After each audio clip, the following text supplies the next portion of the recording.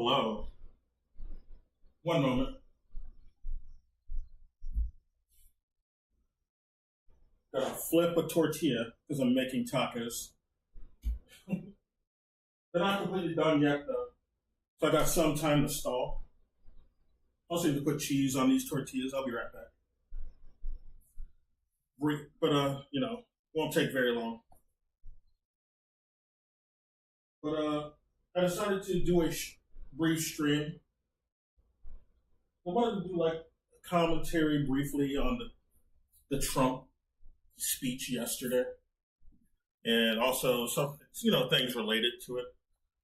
Because I gotta leave after I'm done eating, really. But I feel I'll be too tired to actually do a stream about that when I get home. So at least, I gotta have like a little pre-stream just in case, I want to come home but I won't make the stream that long because I'll be too tired. And I'll have like a prep. I'm also gonna test out Monster Hunter. That's downloading in the background. Hopefully it runs well. I know how to mess with some settings to make it run decent if it doesn't off the bat, though.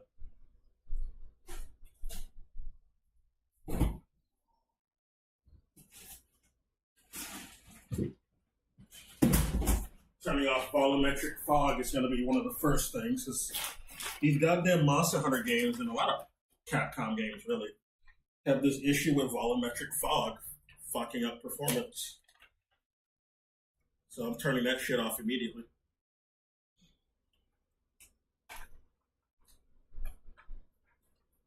But yes, we're going to have a little discussion about Israel because my friend Donnie, well, this was always the plan anyway, no matter who won. They all cape for Israel. Doesn't matter what party it is. They all sign off on any spending bill for Israel. They all send them missiles. But yeah, there's a censoring going on. You're not allowed to criticize the genocide going on in Gaza and the imminent genocides going on in the West Bank or Lebanon or Syria that Israel is spearheading.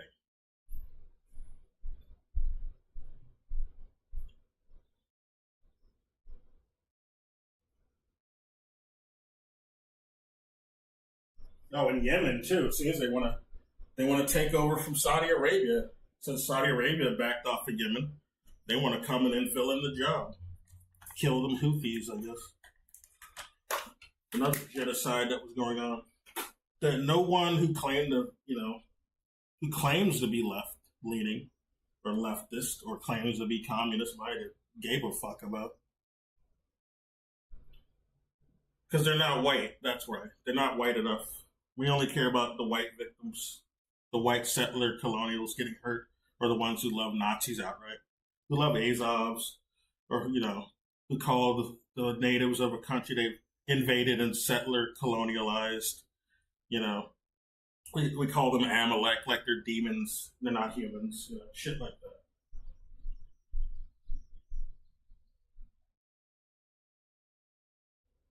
Oh, wrong fucking side. I hate when I put the cheese on the wrong side. Man, what a fuck up. I guess in a way you could, that's like a new euphemism or something you can say for fucking up in the off, political fuck ups. I'll put the cheese on the wrong side. Maybe that'll catch on.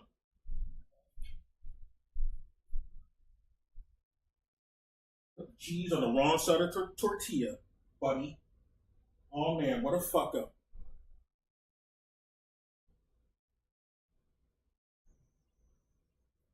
And I don't usually react to a bad empanada video, but I thought he made a poignant point in this one, which is why I wanted to react to it briefly while my food finishes and while I eat my food. But he's basically pointing out one of the multiple problems I have with Hassan is not even just involving his very limp-wristed commentary on Israel, but other things too. But for this video, it's only about Israel, and I think it's because of the people who handle him. Like I said, he obviously has handlers and partners who are in the DNC, and they tell him to tone police what he says, and it's pretty obvious. That's why he's allowed to come on MSNBC or CNN and all them, because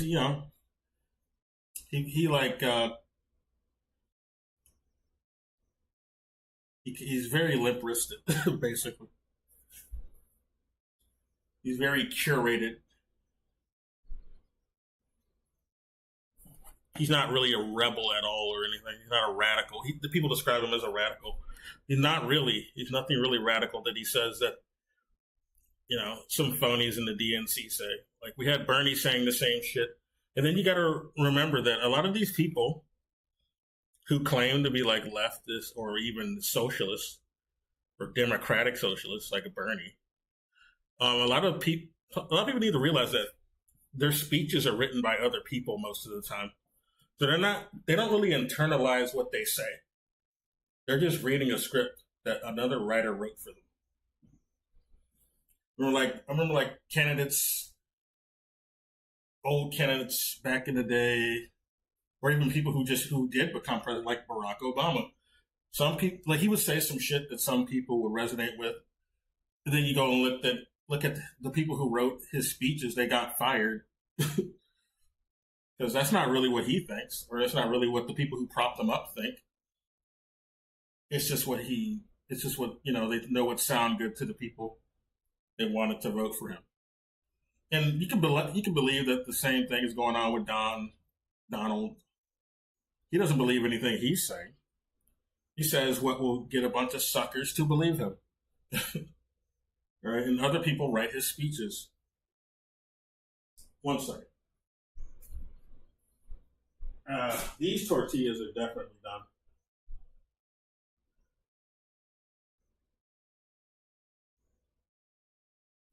But the thing is, they all serve the same masters. It doesn't matter if it's a Democrat or Republican. This needs to be prefaced and emphasized because some people just don't get it.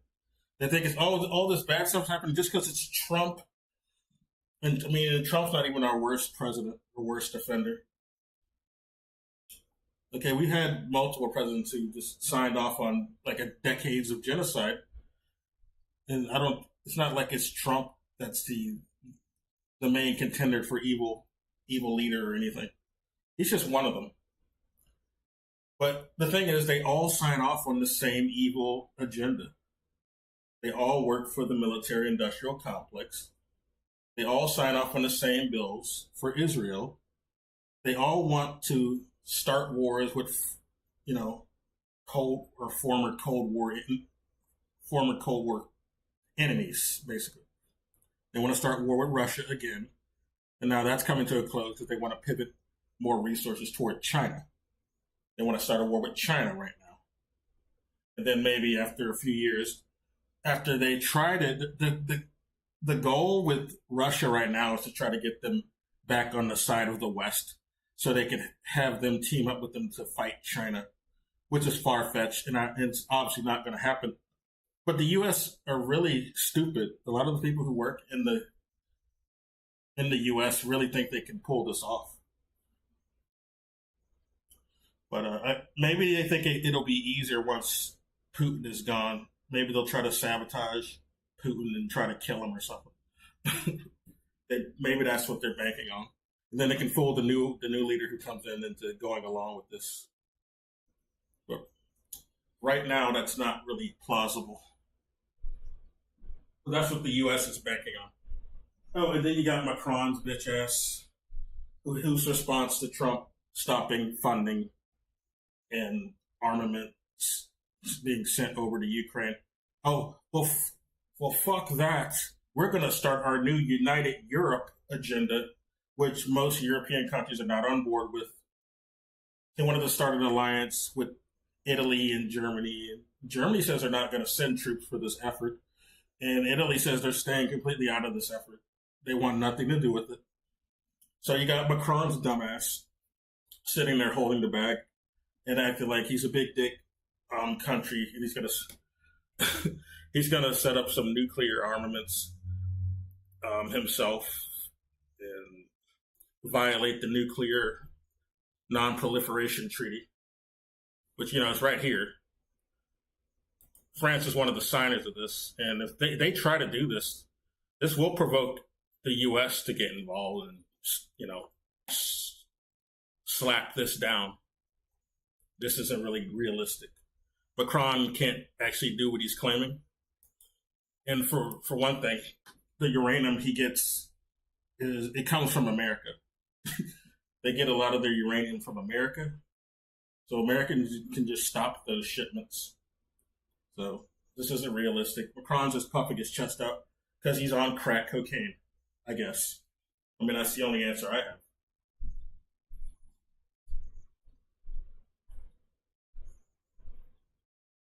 No, right now the goal is to just try to get Russia to align with the U.S. over the next 2 or 3 years because they want to start some shit in Taiwan in the next 2 or 3 years so they can fight China.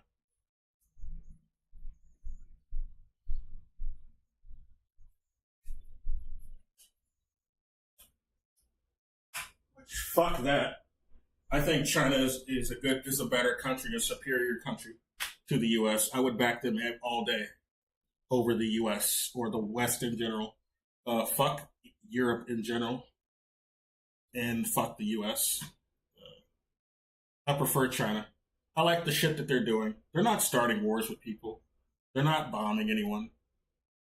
They're actually providing for the people. So yeah, and they're offering better alternatives to the debt slavery, the colonial debt slavery that the IMF is offering a bunch of like global South and developing countries. Yeah, they're better partners basically, and they're not fucking outright white supremacist racist. So they're better, as far as I'm concerned. And that tends to happen when your country is more, aimed toward communist goals. That's a communist country. So that's why they're doing shit better.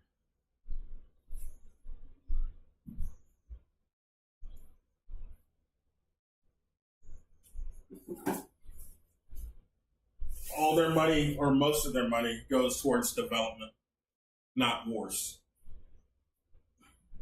I mean, they spend on their military, obviously. They are a nuclear power, after all. But a lot of their funds are towards development and serving and providing for the people there, which is what our country should be about. But it isn't, because it's founded and still ran by settler colonials, Nazis.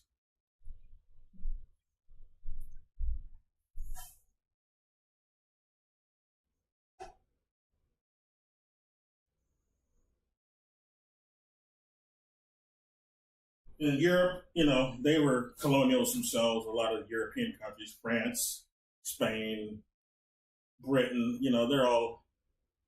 they all have this mindset. So that's why they all want to just start shit with all these countries like Russia and China. They don't want peace. They don't understand what that is.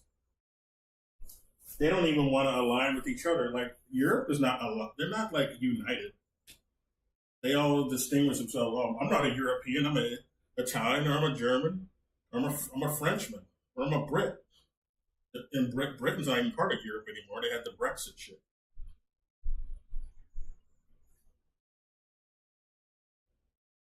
We're not a part of the EU. I mean, it's still in Europe, but it's not the EU.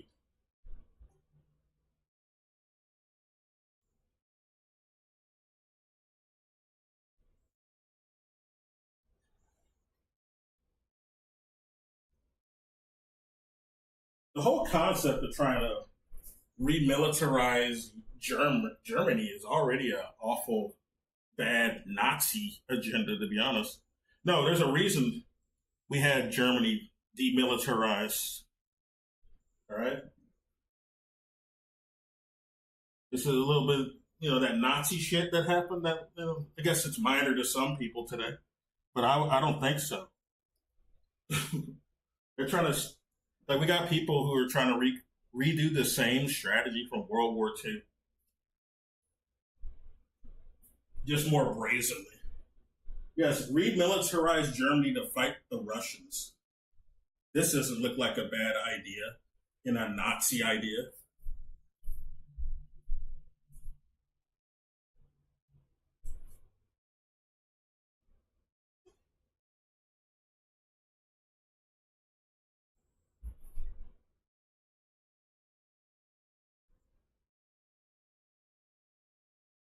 Yeah, Brussels, we got to do this shit. It's like it's World War II all over again. That'll go just as well as it did before, as in not well at all. But you got a lot of these people who have like their family members were like former Nazis or former fascist lovers, and people in Italy and France. A lot of France didn't really fight because they were a lot of them were really on, or at least the people running France were actually on board with the Nazis, and that's why they put up very little of a fight. Not because they were weak; they just put up no fight. All right, they liked the Nazis.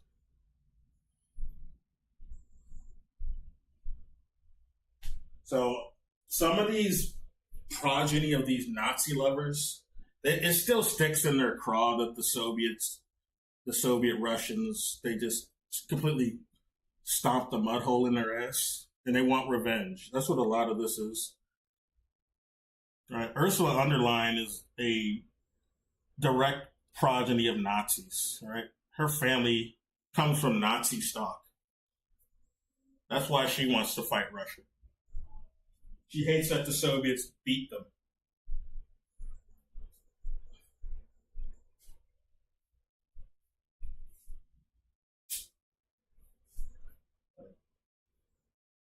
No one even likes Macron in France. So I don't know where he's getting this courage from, this arrogance. No one in France likes him. There's no political capital over there with the people.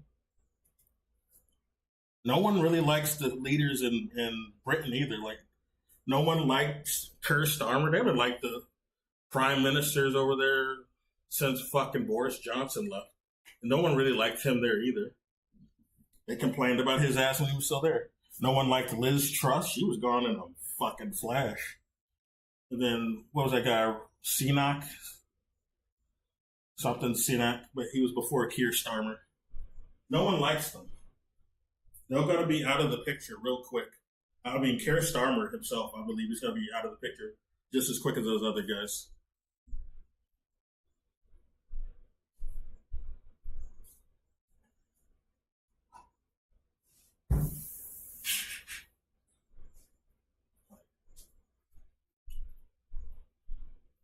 But they keep spouting about safety too. Like, you think it's safer to want to escalate war with Russia than to have a peace treaty with them? That doesn't make any sense. It's not about safety. You're just Nazis, and you want to fight the Russians because they beat your Nazi grandpappies. That's it.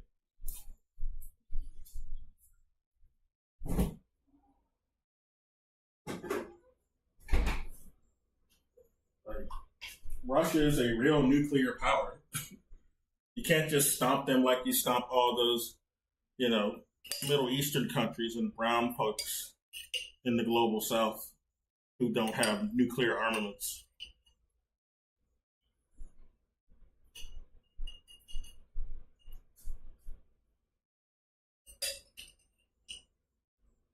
It's not going to be a walk in the garden.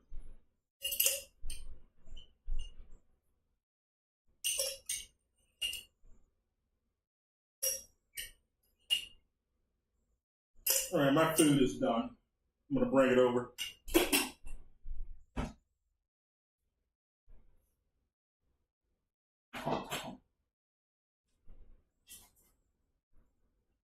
I make a good ass taco, I must say. I mean, at least I think so. I don't know. I don't know how anyone who ate my food would feel, but I'd probably make it less strong. I make my tacos really spicy. So if I were to give a taco to someone else, I'd probably put less spice in it. But I like my shit hot. So, just how it is.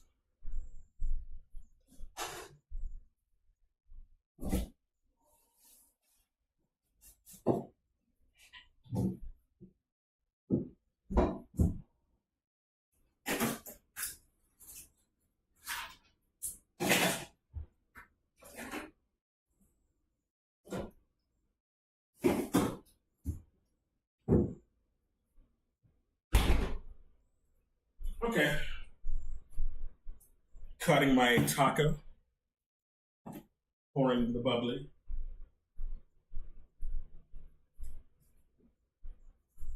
Or tacos, really. I made two of them. They're pretty good.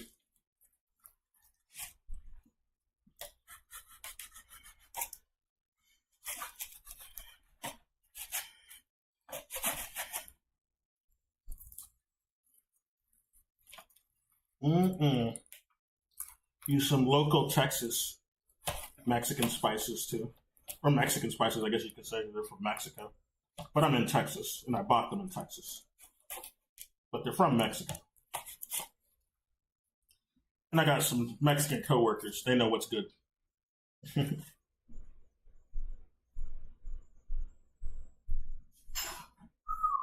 All right, let's start this bad boy. Commentary about our friend Hasan Piker, rightful commentary. The title of this is How Hasan Piker Helps Liberal Zionism, which is not incorrect. For the fact that most of you do not come to the conclusions that you hold about things based on... Wait a minute. So I'm sadly very aware of the fact that most of you do not come to the conclusions that you hold about things based on anything more than who's saying it. And people are going to disagree with Hasan Piker because... This is sadly true, especially in the West. In this country especially. They're not even listening to the contents of what's being said a lot of the time. Just looking at who's saying it. Not a lot of subjective or critical thinking going, or there is a lot of subjective. I mean, not a lot of objective thinking or critical thinking going on. Sadly, because that's discouraged over here. Like our government and our corporations deliberately discourage critical thinking. They propagandize against this. I forgot to get another seasoning. I'll be right back. But, okay, I'm back. They like him and they have fallen for the conclusions that you hold about things based on anything more than who's saying it. And people are going to just agree with Hasan Piker because they like him and they have fallen for the aura that he espouses of him being some sort of like unique special radical who's doing something extremely awesome and important. So you're just going to have a predetermined conclusion. He's not a radical. I hate this narrative of him being a radical. He's about as radical as Cool Cat. Hasan Piker and importance. So you're just going to have a predetermined conclusion coming in here that I must defend Hasan Piker no matter what, and you will not be receptive to anything that does not include like a disclaimer at the end of every sentence talking about how awesome Hasan Piker is. But that's not going to happen here. Pretty sure Hasan has said he's not radical either. So I suggest you just leave now. Either way, Hasan Piker spreads the ideology of Jewish exceptionalism constantly. He leads people away from correctly assessing what needs to be done regarding Israel-Palestine, and ultimately serves to uphold liberal Zionism in doing so, helping to ensure that the problems continue, and that if some sort of solution ever actually materializes, it will be one that abides by Zionist terms. Now, I've already covered this in a ton of depth before in this video on my main channel, Jewish Exceptionalism, Liberal Zionism, Jewish Supremacy, how you inadvertently support Israel. In this video, I use Owen Jones as the primary example of this, but make no mistake, this could have been Hasan Piker quite easily. Now, would it have been a bit hard to use Hasan as an example because he's never... I don't know Owen Jones, really, but I wouldn't doubt it. I'll watch that video after, though. As obviously supportive of Zionism as Owen Jones has. But make no mistake, he still upholds this same Jewish exceptionalist ideology that, as I show in this video, helps to uphold liberal Zionism and thus Jewish supremacy in Israel. So, you should just go and watch this video. You should just go and watch this video. If you actually give a shit about anything here, you pause right now and you just go, or you just close this video. Honestly, you give a shit about Hassan Piker. You go and watch this video, because you'll be able to correctly identify the sort of stuff that I'm going to be talking about here in what... I mean, I've already agreed with him on stuff he said about liberal Zionism before. So I'm already well prepped. Hassan Piker does, yourself, without needing me to point it out to you. If you just watch this video, I am going to play the relevant parts of this video right here, and then I'm going to explain... He's just saying shit that I already think, to be honest, in his past commentary. I'm just glad somebody's pointing it out, who has a bigger platform. I have none. Play the relevant parts of this video right here, and then I'm going to explain precisely how Hassan Piker does precisely what I was talking about here. It's going to be fairly long, but it's very important, because if I don't play this, I would just end up explaining this to you here in a much less structured way than the way that this video explains it. Because the alternative is that I would try to give you the cliff notes of this, just off the top of my head. Oh wait, I already watched this video. I just forgot who the hell Owen Benjamin is. Showing you it in a more structured way, when I've already done the latter before in this video, and I'd rather do it correctly than potentially make some sort of mistake or leave something out. So here we go. Watch all 17 minutes of this right here with me. There is a pervasive ideology in Western countries that is core to enabling their support of Israel. You've likely felt it, though perhaps without actually consciously perceiving it. This ideology is the bedrock through which anything resembling actually effective action against the crucial Western backing for the state of Israel is nipped in the bud, long before it can even really get close to getting anywhere. It enforces a narrow spectrum of acceptable anti-Israel discourse, excluding from the majority of the public sphere anything that runs counter to Israel's underlying Jewish supremacist ideological framework, known as Zionism. And it's so successful in this role that it even often leads genuinely well-meaning people who want to be pro-Palestinian into upholding what are ultimately Zionist positions. It also even leads them into attacking others who do hold anti-Zionist positions with smears of anti-Semitism, creating a cycle where large parts of the pro-Palestinian movements spend time and effort on obediently policing themselves into complete impotency. This ideology is not often noticed, let alone actually talked about, so it doesn't have a commonly used name. So allow me to coin one. Jewish exceptionalism. This term can be understood literally. It's the idea that Israel and its underpinning Zionist ideology are uniquely justified because they are conceived of as being Jewish. Jews are considered by this Jewish exceptionalist framework to be a special group of people, one that is practically innately oppressed. And it's just an offshoot of American exceptionalism, Western exceptionalism, Western chauvinism. The term I use a lot to describe this type of perspective and narrative. And this supposed innate oppression is used to spread the notion that Israel, as the self-described Jewish state, needs to be given a special exception from standards otherwise widely accepted as normal. This has become something of a taken-for-granted, common-sense notion in many Western countries, basically like the sun rising in the morning. And once you really start perceiving it and thinking about it, you see it everywhere. He points out it's a uniquely Western condition and conditioning. Basically like the sun rising in the morning. And once you really start perceiving it and thinking about it, you see it everywhere. This video is going to be dissecting this idea of Jewish exceptionalism, explaining how it manifests, how it functions, and why, going over a number of different examples to do so. So let's begin here with some general examples of what we're talking about to help you get a grasp on it. Usually, a country founded in living memory on the mass expulsion and killing of most of the prior population would be considered quite illegitimate, and the victims of this barbarity widely supported in their pursuit of justice and restitution. Yet in the West, Israel's founding is instead often framed as an act of self-determination, of liberation, and even of justice. Reality is reversed, with the victims of this framed as evil and anti-Semitic. Framed as in a manifest destiny type of way. There's a whole concept behind starting up Israel. It didn't start in 1945. It started in the early 1900s under a Cecil Rhodes type of agenda, which is very settler colonial racist type of agenda. But the agenda the entire time was to genocide the natives in these Asia Minor countries to have and make the settler colonials the new Western representation in this area.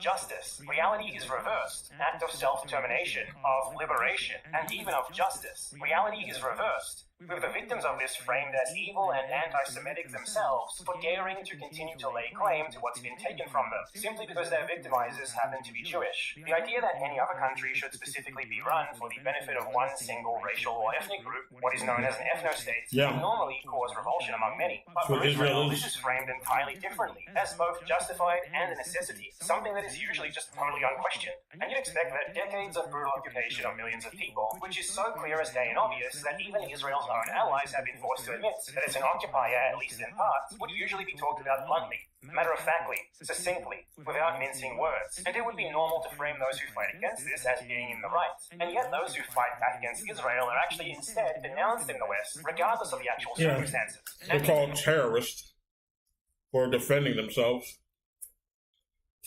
I mean, they are the natives. The fucking people started up the Israel state are foreigners. They're invaders. They're not from there. They're from Europe or America even. Against Israel are actually instead denounced in the West, regardless of the actual circumstances. And even mild acknowledgement of what Israel does to its victims is commonly prefaced with a flurry of ritualistically repeated phrases, like denouncing anti-Semitism, affirming that the Israeli occupier state has a right to exist and a right to defend itself. Bernie Sanders sold out ass. That's why he's not legitimate.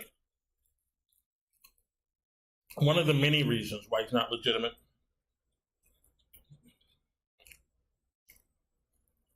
I liked Bernie Sanders before everybody jumped on the train. I was rooting for Bernie Sanders back during the Citizens United discussion about getting money out of politics. It's like he's right. This is why these people are voting this way.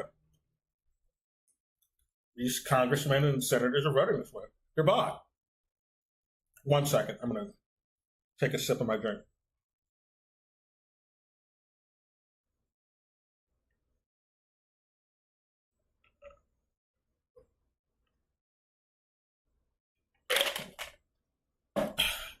Okay. But then, as the years go by, and 2 elections happen where he completely throws or doesn't defend himself in any of them, of these elections. Not only does he, get scammed or throw the elections, he goes and campaigns for the person who beat him or scammed him out of winning. Hillary Clinton did nothing but dog the shit out of Bernie, called him a sexist. Yet he went on to go campaign for her anyway, even after that, even after he got scammed. And then you have 2020 come around. They started accusing Bernie of being a Russian agent. It wasn't just Trump. They called Bernie a Russian agent because he was another challenger that wasn't the main corporate establishment pick. And then we found out Bernie is an establishment corporate bootlicker. But at the time, he was LARPing as a more socialist-leaning type of candidate. He did that in both of the elections, 2016 and 2020. But he didn't do any real pushback on being accused of being a Russian agent. Instead, he decided to recycle this argument himself, learning nothing. Or, he's just complicit. There's nothing he really was trying to learn. He's just helping the establishment with the narratives that they want to push. He's a willing, submissive little servant. That's what we found out. And then you go look at his, he used to preach about being anti-war, especially back in 2016, but a lot of his rhetoric proves that he's not very anti-war. Then you go look at what the stuff he signed off on. Not very anti-war. And look at what he's saying here. Israel has a right to defend itself against Hamas, but innocent Palestinians have a right to life and security. I'm calling for a humanitarian pause by all parties so that critical aid can be delivered to the suffering people of Gaza and for the immediate release of all the hostages. So this is the liberal Zionism he's talking about, what Bad Empanada's talking about. This capitulation for these settlers who are basically just Nazis. All right, their whole political platform is to get rid of the Arabs and the natives in Palestine. All right, this is not something they hide. This is openly stated. These settler colonials. This is what Netanyahu states. Okay, we can't like this is a false equivalency here, all right? He's going to go over why this is an issue. This is capitulation. And you don't hear Bernie saying a goddamn thing about these, like anybody in Palestine right now. He's more about simping for Azov Nazis in the Right Sector Party and the Svoboda Party in the Ukraine. That's what he's doing right now. Simping for Nazis who are running the country, a country that has no elections. And he's talking about, the democracy. Zelensky's fighting for democracy in Ukraine when he cancels elections. He doesn't even bring this up. He's also banned opposition parties. All right. Only the right-wing parties like the Right Sector and Band the Right parties are allowed. Well, Right Sector is a Band the Right party, but Svoboda Party and Right Sector, which are both Band the Right parties. They're Nazis. These are literal Nazi parties. Even the fucking Ukraine press has admitted this. Back before 2022. I don't know what they're saying right now. But back before this whole war was even going on, they were pointing this out. So it's not like it's coming from Putin. And the West even acknowledged it multiple times. No, they acknowledged it again in 2024. I believe it was the New York Times who pointed this out. Oh, there's also something else I forgot. Yeah, Macron also decided to lie about Russia breaking the Minsk too. When we already have like quotes from this motherfucker in 2022, Macron saying that Minsk is illegitimate and cannot be upheld. So Macron is full of shit. He knows he deliberately signed off on violating the Minsk agreement. He saw it as illegitimate the whole time. So Macron is he's on crack, I guess. He's doing coke like Zelensky also looks to be doing. Sadly. But he's going to be out of there pretty soon, going by trends going on. Macron's going to be out of there. But yeah, they're doing, like Bernie's doing more simping for Nazis. He's not talking about any victims in Palestine right now. And he had a whole year. Like, you were in power. No, he had more than a whole year. Like, none of the... Well, I guess since October 7th. Okay, I'll give him a mulligan. Since October 7th, you had a whole year, Bernie, to, have a solution, offer a solution for help, for the Palestinians over there. Much less the fucking settler colonial hostages, which we can get into on another discussion too. But you had a whole year.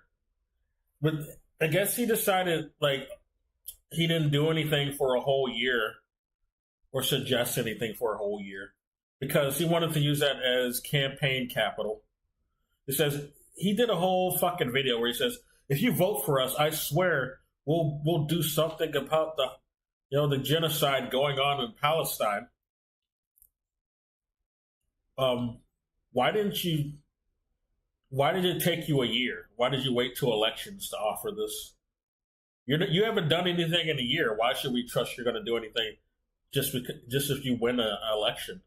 You weren't doing anything this whole time. Full of shit. But let's play more of this. And outright denouncing those who resist it. There's also more subtle ways in which this Jewish exceptionalism manifests. For example, the way the pro-Palestinian movement itself often feels obliged to seek approval from Jewish people and tends to put its Jewish members on a pedestal. Yeah, it's like trying to seek approval from white colonial settlers about, this is like if the people of South Africa, well, they're killing us and genociding us and treating us as slaves with this apartheid state they got going on, But, they're suffering too, guys. Like, what a fucking joke. No, you don't try to, justify, like, the suffering or even equivocate the suffering of fucking Nazis. I'm sorry. And that's who's in Israel right now. They're running an ethno state. And they're running off of a very Nazi platform. They're acting just like Nazis. And they love Nazis. Look at Elon Musk. Does Nazi salutes. They don't care. Israel likes him because he supports Israel. You can indeed support Israel and be a Nazi at the same time because they are Nazis. All right? Even Netanyahu tried to absolve the Nazis of any blame. He instead tried to blame the Palestinians for the fucking Holocaust. It's gross. He said Hitler didn't do nothing wrong. He was forced to by the Palestinians. That's exactly what this motherfucker said. A leader that the Brits picked for the Palestinians. He blamed this leader that the British picked. It's not someone that the fucking Palestinians picked. They didn't vote for the genocide of any Jewish people. They didn't get a say. There was no vote. This guy wasn't even elected. Going to pains to cater to them. This is a practice that would make absolutely no sense outside of the framework of Jewish exceptionalism, since it's otherwise completely nonsensical to seek approval and validation to denounce. In either way, it wasn't that fucking guy who even did the Holocaust. It was Hitler. All right? It was the Nazis. So it's stupid either way. It wasn't the Palestinians. Framework of Jewish exceptionalism, since it's otherwise completely nonsensical to seek approval and validation to Yeah, Zionism is terrible for Jews too. Yes, it's especially terrible for the people who are being genocided under the name of Zionism. Now it's an ethno-state from people who happen to They're trying to make it like Jewish pain is like it's only valid if Jewish pain is highlighted as well. And that's the problem. It's only bad if the abuser's pain is highlighted, all right, as well. If they're also being they have pain from this, then it's only valid because of that. Dominant ethnic group of said ethno-states, and hence outside of the framework of Jewish exceptionalism, since it's otherwise completely nonsensical to seek approval and validation to denounce an ethno-state from people who happen to be from the dominant ethnic group. It is not. We're not even talking about Jews in general. We are talking about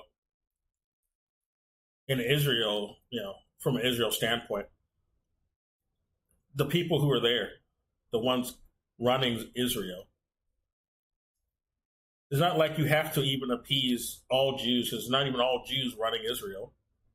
There's no point to even doing this. Like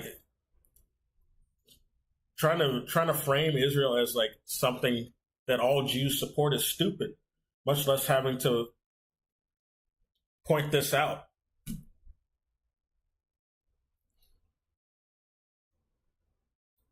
No states. Similarly, arguments are often had about 2024 survey of American Jewish opinion.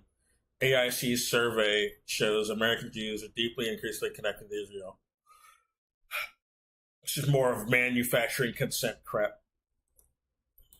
about what percentage of Jewish people worldwide are Zionists and support Israel, as if to say that whether Zionism and Israel are acceptable or not depends on what people who are of the group that Zionism exists to benefit think of it. It's only due to Jewish exceptionalism that arguments like this can seem reasonable rather than insane, as the reality is that even if every single Jewish person was a Zionist, it would still be a fundamentally abhorrent ideology. Once you remove that element, the argument makes about even if they did like it, every Jewish person was for this, it's still not good.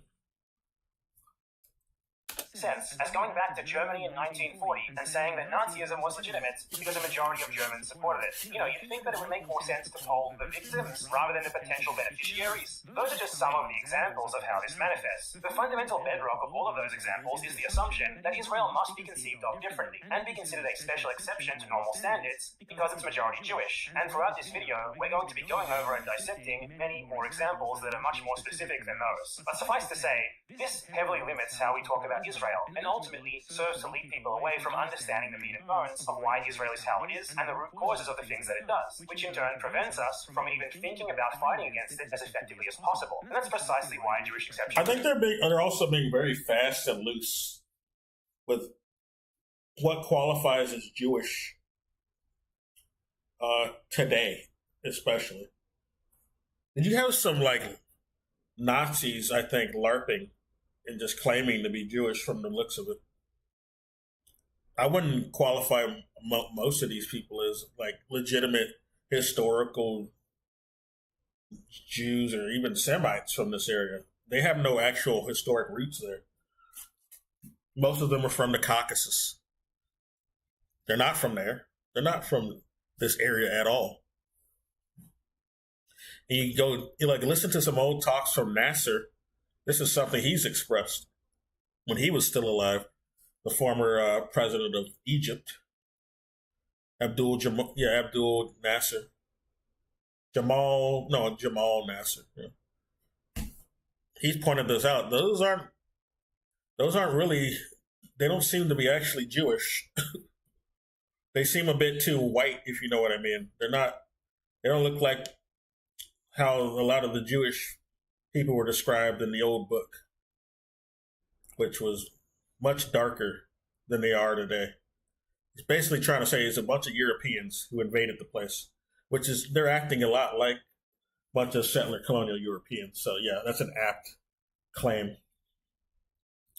Is enforced. Jewish exceptionalism is spread and used by the Western media, Western governments, NGOs, lobbying groups, activists, and other such allies to enforce so-called liberal or left Zionism as the allowed mainstream limits of respectable left-leaning opinion on the Israel-Palestine issue. These liberal Zionist positions are then presented by them as actually being pro-Palestinian, and any notion that this may not actually be the case is kept as far out of frame as possible. This, in turn, ensures that the ideology of Jewish supremacy that is inherent to Zionism can continue in the land of Palestine, because liberal or left Zionism is still Zionism, so it's still completely on board with the Jewish supremacist fundamentals of the Israeli ethno-nationalist project, which are the entire root of the problem.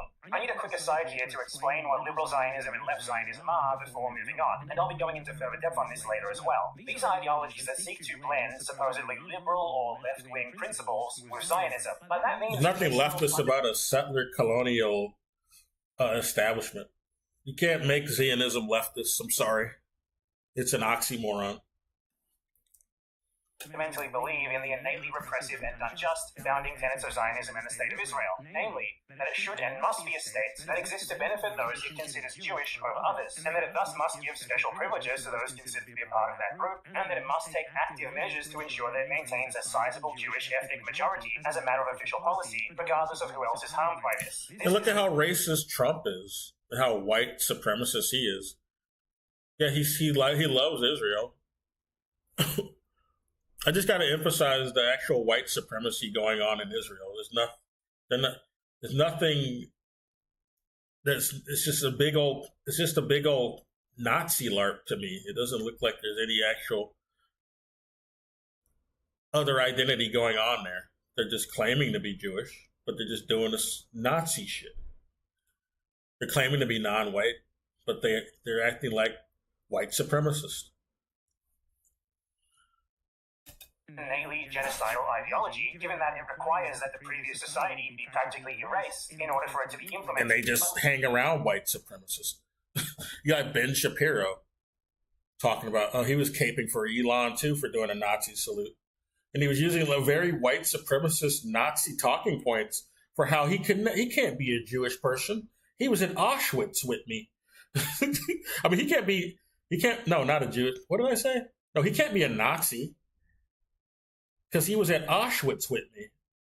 Yes, no Nazis were ever at Auschwitz or up to anything bad in Auschwitz. What kind of, that's like something some like Nazi defending Elon would say. Ben Shapiro said that shit though. It's stupid. The liberal and left Zionists feel kind. And I thought Elon was also Jewish. I thought he had Jewish in his background, but maybe he doesn't. But yeah, he did love living in, apartheid South Africa. He loved that shit. His family certainly did. His Nazi family, his Nazi grandpappy, if I'm not mistaken. Kind of bad about the fact that their ethnic supremacist ambitions necessarily come at the expense of Palestinians. They left Canada because they were apparently living in Canada before, and moved to South Africa because they loved how racist it was. All right? That's what we're dealing with here. It had to be a kind of society be practically erased in order for it to be implemented. But liberal and left Zionists feel kind of bad about the fact that their ethnic supremacist ambitions necessarily come at the expense of Palestinians, who had to be expelled and murdered en masse to enable this project to exist. And since these victims have refused to go quietly, refusing to renounce their claim to their homeland, and continuing to fight back against Israel, Israel has also needed to keep oppressing them so that its ethno-nationalist project can continue. So liberal and left Zionists attempt to assuage the guilt they feel for this by That also reminds me, yeah. And then you got these celebrities like Seinfeld and Kramer. They consider themselves white. All right? They call themselves white. They're not like some other, they're not non-white, all right? And they're racist as fuck. You see the recent response Seinfeld had to the Free Palestine? Like, I don't really care about Palestine. Because they're doing Nazi shit over there. He likes that, all right?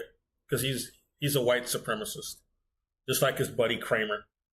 That's why he felt so, emboldened to say the N-word. He got so indignant with these black people, and he joked about lynching, because he wants to do that. And he even said in response to those black folks that he was getting mad at. He said, "See, this is what happens when you talk to a white man.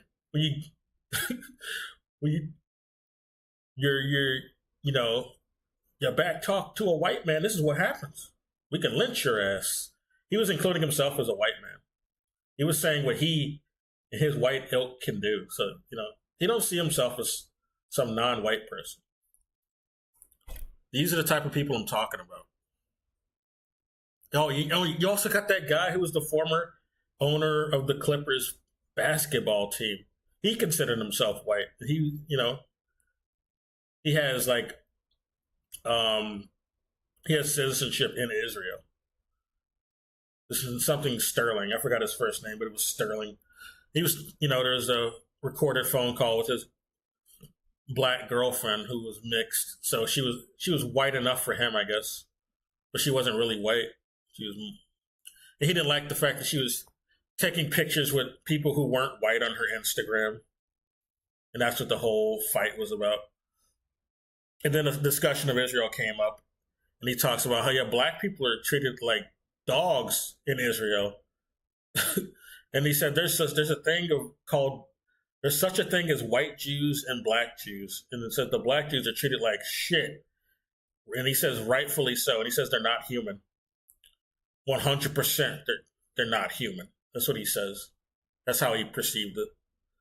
And he was proud of that. He's proud of, to be a racist white supremacist. He considered himself white. This is what's going on in places like Israel. And people who support Israel are white supremacists, or they tend to be. I mean, it's a white supremacist um, society over there. So yeah, if you're supporting Israel, you're basically a white supremacist. I gotta say it. It's an apartheid state, an ethno state. Okay, an ethno apartheid state, and there's this disparity between the brown people over there. Okay, that's just white supremacy. Advocating for marginally better treatment of Palestinians, but only within the heavily limited confines that their overarching Zionist belief system allows them. It's also very common that their main point of opposition to this is actually that they think it's bad for Israel, not necessarily that they think it hurts Palestinians. So they may believe that the worst impulses of Israel, like its expansion into the West Bank or its attacks on Gaza, are unjust, but they are certainly not for addressing the actual root of the problem of Palestinian oppression, which causes such actions in the first place. The fact that a state fundamentally built on land theft and the subsequent exclusion of the prior population, run by and for one group of people at the expense of another, is never going to be anything but repulsive and unacceptable. So liberal Zionists, despite sometimes appearing as allies, still seek to maintain the systems that are at the crux of the problem of the Palestinian question, though this can be harder to notice than it is with open and honest Zionists, since they tend to mask it behind softer rhetoric. This makes liberal Zionists some of the most dangerous enemies of the struggle for justice for Palestinians, because more outright and open Zionists are a lot easier to notice and fight against, as they proudly announce Jewish supremacy as their ultimate goal. But liberal Zionists are something of a wolf in sheep's clothing, as they hide their pursuit of very similar aims behind a thin coat of humanitarian paint. So you need to already be somewhat intimately familiar with the Palestinian cause before you are knowledgeable enough to be able to see through the thin veneer of empathy and identify liberal and left Zionists as the enemies who they actually are, which results in many well-meaning, potentially pro-Palestinian people being duped by them. Stuff like saying occupation is bad and the IDF goes too far in Gaza are very entry-level positions, easy to understand and digest. Those acts are obviously unacceptable, they hurt people, they shouldn't happen. But understanding why those things happen, and thus being able to actually effectively advocate against them, requires a real anti-Zionist, anti-colonial framework that elucidates the source of the problem. And that's how liberal and left Zionists lead people astray, because many of them are okay with proclaiming their opposition to Israel's worst actions, which can on the surface make them seem like allies, but they very much support and work to maintain the root causes of said actions. And that's precisely why they are painted as actually being pro-Palestinian in the mainstream, to funnel potential pro-Palestinian energy into an ideology that, in reality, is very much pro-Israel, and thus anti-Palestinian. Exposing people to actual pro-Palestinian ideas with any regularity would risk getting them too close to diagnosing the actual problem, which eventually could potentially compromise Western support of Israel, and they can't have that. In short, the idea is to limit us to, at most, denouncing what Israel does and not what Israel is. They will begrudgingly allow us to denounce what it does in order to maintain a faux aura of reason to... Yeah, they're not denouncing that it's an ethno state. It's an apartheid ethno state. They're just denouncing what it's currently doing and not how it's established. Not the actual establishment of this state, which is, they're invaders, okay? They should have no legitimacy to any land there. The two-state solution is absurd to ask. This is like asking for a two-state solution with the goddamn Nazis. It's retarded. It's so dumb, I gotta say that. I gotta drop the hard R. It's goofy, dude. It doesn't make sense. Especially after this level of genocide. Come on. They're shooting babies in the head and laughing about it. This is what they were doing in South Africa. Especially during the war that led to the independence. And then they weren't harsh enough against the goddamn Boers in South Africa. They let them get off way too easy. Which is why a lot of those goddamn Nazi Boers still own a bunch of the farmland in South Africa. That's a fucking problem. They will begrudgingly allow us to denounce what it does in order to maintain a faux aura of reason. Let me show you a project right quick. These are the type of people in South Africa. They wanted us to feel sorry for these motherfuckers. The U.S. supported South Africa back when that was an establishment. Oh, let me blank my screen right quick, just in case I dox myself. But yeah, look up a little thing called Project Coast right quick. I'm going to just read the summary.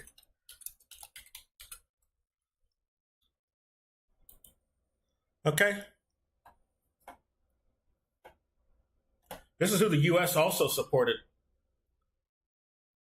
The U.S. was never not supporting Nazis until it became inconvenient to support Nazis. All right? Make no mistake, the U.S. loves Nazis and has since inception, okay? Since before we were even calling them Nazis, okay? Project Coast was a top secret chemical and biological weapons program instituted by the apartheid-era government of South Africa in the 1980s. So, that's the end of the sentence, 1980s. Project Coast was the successor to a limited post-war CBW program. See, it wasn't even the beginning of it. It's just a successor to another evil agenda, which mainly produced the lethal agents CX powder and mustard gas, as well as the non-lethal tear gas for riot control purposes, which is enjoyed by a lot of riot police today for protest, especially protests against Israel. The program was headed by the cardiologist Wouter Basson, another fucking Nazi, who was also the personal physician of South African Prime Minister P.W. Botha, the main Nazi. Okay. From 1975 onwards, the South African Defense Force found itself embroiled in conventional battles in Angola as a result of the South African border war. Perception that its enemies had access to battlefield chemical and biological weapons led South Africa to begin expanding its program, initially in a defensive measure and by researching vaccines. As the years went on, research shifted to offensive uses. In 1981, President P.W. Botha ordered the SADF to develop CBW technology for use against South Africans' enemies. In response, the head of the South African Medical Services Division, which was responsible for defensive CBW capabilities, hired Wouter Basson, a cardiologist, to visit other countries and report back on their respective CBW capabilities. He returned with the recommendation that South Africa's program be expanded. In 1983, Project Coast was formed with Basson at its head to hide the program and its procurement of CBW-related substances. Project Coast formed 4 front companies: Delta G Scientific Company, the Roodeplaat Research Laboratories, and the Protechnik in Infidel, or Fladel. Ben Rubenheimer was appointed as CEO. Project Coast created a progressively large variety of lethal offensive CBW toxins and biotoxins, in addition to the defensive measures. Initially, they were intended to use them by the military in combat as a last resort. To that end, they copied Soviet techniques. No, they didn't copy Soviet techniques. They want to blame the Soviet. They copied Nazi techniques, but they don't want to blame the Nazis for these techniques. They want to scapegoat the people who beat the Nazis and design devices that look like ordinary objects, but could poison those targeted for assassination. Oh, well, let me mute right quick. Gotta blow my nose.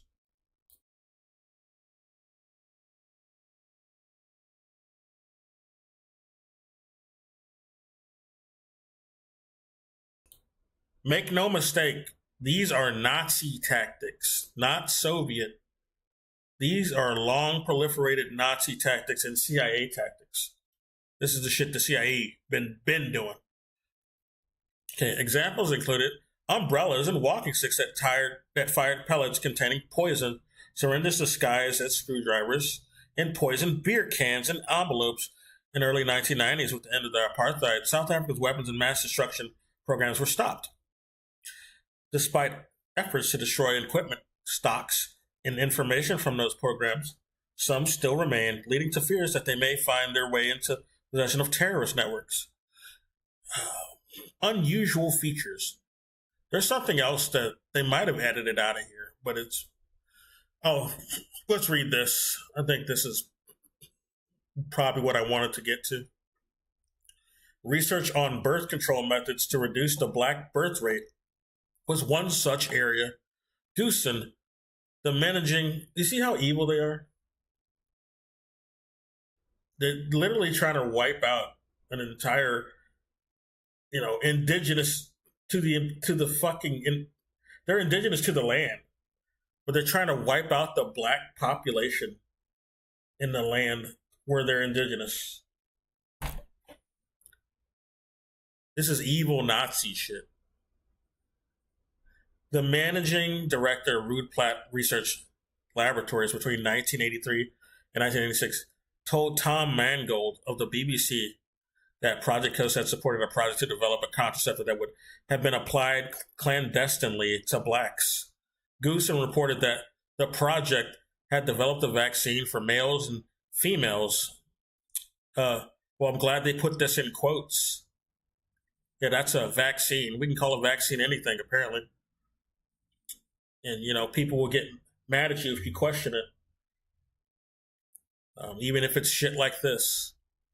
Males and females, and that the researchers were still searching for a means by which it could be delivered to make black people sterile without them being made aware. Schalk van Renberg stated that fertility and fertility control studies comprise 18% of all projects. We're supposed to feel sorry for these guys, though. They're victims too, guys. These Boers, these goddamn Nazis are victims too, okay? And black, South African suffering, black South African suffering doesn't matter unless we also validate it with white South African suffering, okay? You don't want those Nazi Boers to lose their farms, even though like 90% of them are owned by them. And they're 90% of the goddamn owners still, even though they stole that land. They didn't earn that land at all. They came in and invaded and stole the land and then inherited it from their Nazi fathers. All right. Testimony given at the Truth of Reconciliation Commission suggested that Project Coast, some of those people are still alive who were, they didn't die. The fucking South African apartheid was only like 40 years ago. That's not that long. A lot of those people are still alive who were just owning land in apartheid South Africa. All right. Testimony given to the Truth Reconciliation Commission suggested that Project Coast researchers were also looking into putting birth control substances in water supplies. Yeah, these are victims, guys. You should feel their pain too. They're also suffering. These Nazis also hurt, okay? You need to understand this false equivalency. The project officer for Project Coast, Dr. Bassan, was put on trial for 64 charges, all of which were committed while he held that position. Goosen testified that when asked what motivated him, Bassan had replied that although we do not have any doubt that black people will take over the country one day, when my daughter asked me what I did to prevent this, at least my conscience will be clean. What kind of evil shit is this? Fuck your daughter. Tell her ass to get the fuck out if she don't like seeing the black people in their own land. That's where they live there. They're from there. Get the fuck out. Go back to Europe. That's where plenty of white people are in fucking Siberia. If you want to go there, okay? No, none of us black folks are there. You don't have to worry about us ever going there. Go there. Get the fuck out. That fucking entitlement, dude. This is the shit they want you to. These are the people who are in Israel right now who think the same way. Okay? This is exactly how they feel. And people want us to feel sorry for people like this. These white supremacists. That's what's in Israel right now. They are also white supremacists. That's how you can be a Nazi and also love Israel. Because they all profess the same agenda of white supremacy. That's what's going on. Despite strong links to Israel and Libya, no country has been directly implicated for involvement in the project. Yeah, I bet they've been pulling this shit off in Libya, especially after the fucking invasion that the U.S. and NATO did in Israel. Yeah. This was probably going on before Gaddafi. I don't know. Well, Gaddafi, how long was he ruling? Oh, Gaddafi seized control in 1969. But it seems like, I don't know how much he knew about this, because then he started pointing out that Africa needs to be unified and to divest more from the West and the colonialism. And he pointed out, he also, made accusations for why JFK was killed. He was pointing out a lot of shit before he got killed off by the U.S. So he might have just had a change of heart. But that's unsettling if he knew about this and was supporting it. If he supported it, I don't know. Libya pursued programs to develop or acquire weapons of mass destruction from when Muammar Gaddafi seized control of Libya in 1969 until he announced on 19 December 2003 that Libya would voluntarily eliminate all materials, equipment, and programs that had led. Okay. Israel, I'm not surprised Israel was involved. And this is why the parallel with Israel in South Africa is apt, especially. All right. They were, assisting with this type of shit in South Africa. Let's read what it says about them in the summary. Israel is believed to possess weapons of mass destruction and to be one of the 4 nuclear non-proliferation treaty. I already linked to that too. The U.S. Congress Office assessment has recorded Israel as a country generally reported as having. Yeah. I think we should stop arming Israel right now. They can only do anything because we keep arming them and funding them. We stop doing that, the genocides will, stop. They will stop in that region. They only have power because we keep supporting them. They are not like, this is why the parallel with Russia is stupid. Russia is self-sufficient. And they're not running an ethno-state. All right? It's the other way around. Ukraine is, because the U.S. backs ethno-states. The U.S. never ain't backing an ethno-state. It's ran by far-right Nazis, okay? The U.S. only ever backs them. They did it in Vietnam. They did it in Korea. They did it when Japan was basically colonized. Like they were supporting Japan and colonized Korea. They did it in, South Vietnam? Or was it North Vietnam? Well, they did it in Vietnam. They're supporting the most right-wing fascists there. They did it in Afghanistan. They did it in Iraq, Saudi Arabia, Syria. They're backing the new government now, which is fascist as fuck, far right as fuck. That's all the. And did I also say Iran? Yeah, they couped Iran to put in a far right administration, a far right puppet. They always do that. So it's not surprising or inaccurate to label Ukraine or Israel as far-right Nazis, basically, because that's what they are. You look into them, that's what you'll discover. You got a bunch of people who only look at things at face value. They don't research shit.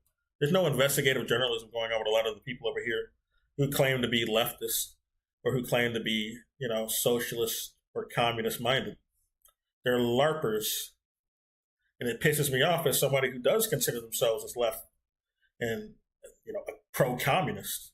I want the communist countries to win. That's why I like China. And China's not fucking with anyone at all. They're not bombing anyone. They're not genociding anyone. Anyway.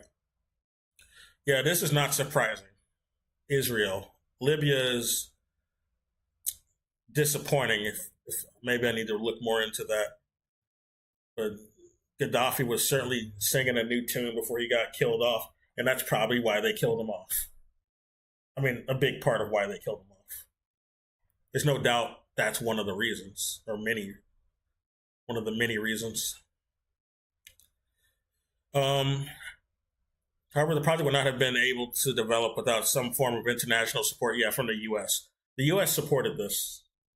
Make no doubt about it. The U.S. is ran by eugenicist Nazis, okay? Like, the U.S. was built on genociding the natives and making it white.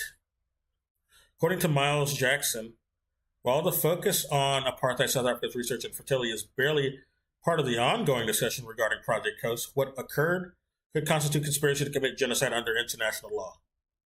Yeah, all these methods are evil as fuck.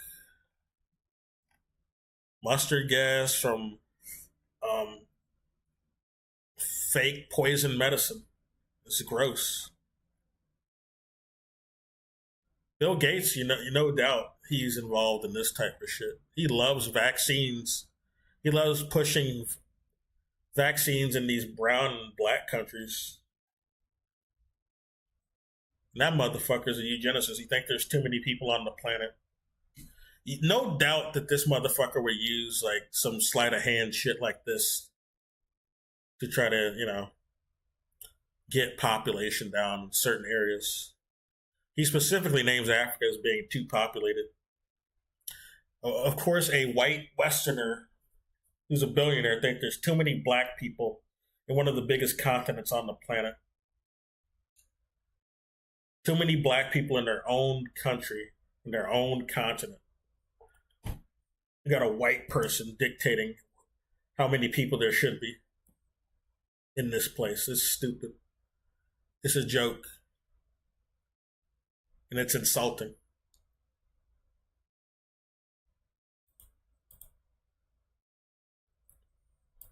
And debate existing in Western society on the issue, provided that we never quite get to the root of why it's always been doing it. So we can, say, blame Netanyahu and the Israeli far-right for the Gaza genocide, but we can't go any further and link it to the source, the ethno-nationalism and colonialism that is inherent to Israel's overarching ideology of Zionism, which practically all Israelis adhere to, not just Netanyahu. And these limits on our speech are mainly achieved through the enforcement of Jewish exceptionalism. Okay, Elias, that's more than enough. So yes, I'm well aware that Hassan loudly proclaims himself as a supporter of the one-state solution, and that, well, at least when criticizing Ethan Klein, he calls out liberal Zionism. But those are words, those are... Yes, there should be a one-state solution, as in the Nazis in Ukraine as well, but in Israel in this case. The Nazis in Israel need to get the fuck out. And that means Netanyahu and his ilk. The ZM Nazis. They need to get the fuck out.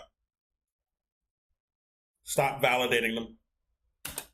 They aren't practice. In practice, he upholds this framework of Jewish exceptionalism and leads people astray from identifying what the actual problems are and from being able to even conceive of them, let alone effectively fight them. And this is a post also from people who are his fans. So the people who posted this also clearly thought that this was like a really good thing that he did here. It was a good thing for him to say. It was a good thing for him to post. And the context of them posting this is basically like Ethan Klein constantly accuses Hassan Piker of not caring about Israelis, not caring about Israeli voices and stuff like that. Now, a non-Jewish exceptionalist response to that sort of rhetoric would be to say, I don't give a shit about Israeli voices. Why would I specifically care about Israeli voices in the context of Israelis oppressing Palestinians for their own benefit? It's a ridiculous proposition. But Hassan and his fans don't respond to the allegation in that way. The way they respond to it is instead to say, no, here are all these examples of Hassan caring about Israelis and caring about Israeli perspective and humanizing Israelis. Basically responding on the terms of Jewish exceptionalism, rather than correctly responding with, who fucking cares about what they think? It's ultimately irrelevant what the people who benefit from Israel think about it. We don't need their permission or their validation, nor do we need to uplift the 2 or 3 people among them who are actually anti-Zionists. It's pure weaponization of liberal identity politics to uphold Jewish exceptionalism. But they don't respond in that way. Rather, they respond like this. Listen to this. It's 8 years old. I put a note in. This is really important for people to watch and understand, okay? Especially because the overwhelming majority of people in this chat, no matter how hard they LARP, are not fucking guerrilla fighters or resistance members, or aren't even in Lebanon or Gaza, okay? The LARP... And therefore, we should elevate the colonizers, the genociders' pain above the actual people who are there, the actual natives in Gaza and Lebanon. What the fuck point are you making? This chunk of this community on Gaza, okay? the largest chunk of this community are Westerners, specifically in America or living in the Western world in developed nations. The people that you encounter and the people that you talk to. So is most of the fucking settlers in Israel. They're from Western nations. They're not from there. They're invaders that come from America and Europe, primarily. Talk to about the developed nations. The people that you encounter and the people that you talk to about these issues, especially if they are Jewish, it is important to understand their background. The background is white. They're from white Western countries, like the US or Canada or the fucking EU. Or Britain, which is not EU anymore. Yeah, laugh. That deserves a laugh. Fuck that. Jewish. It is important to understand their background.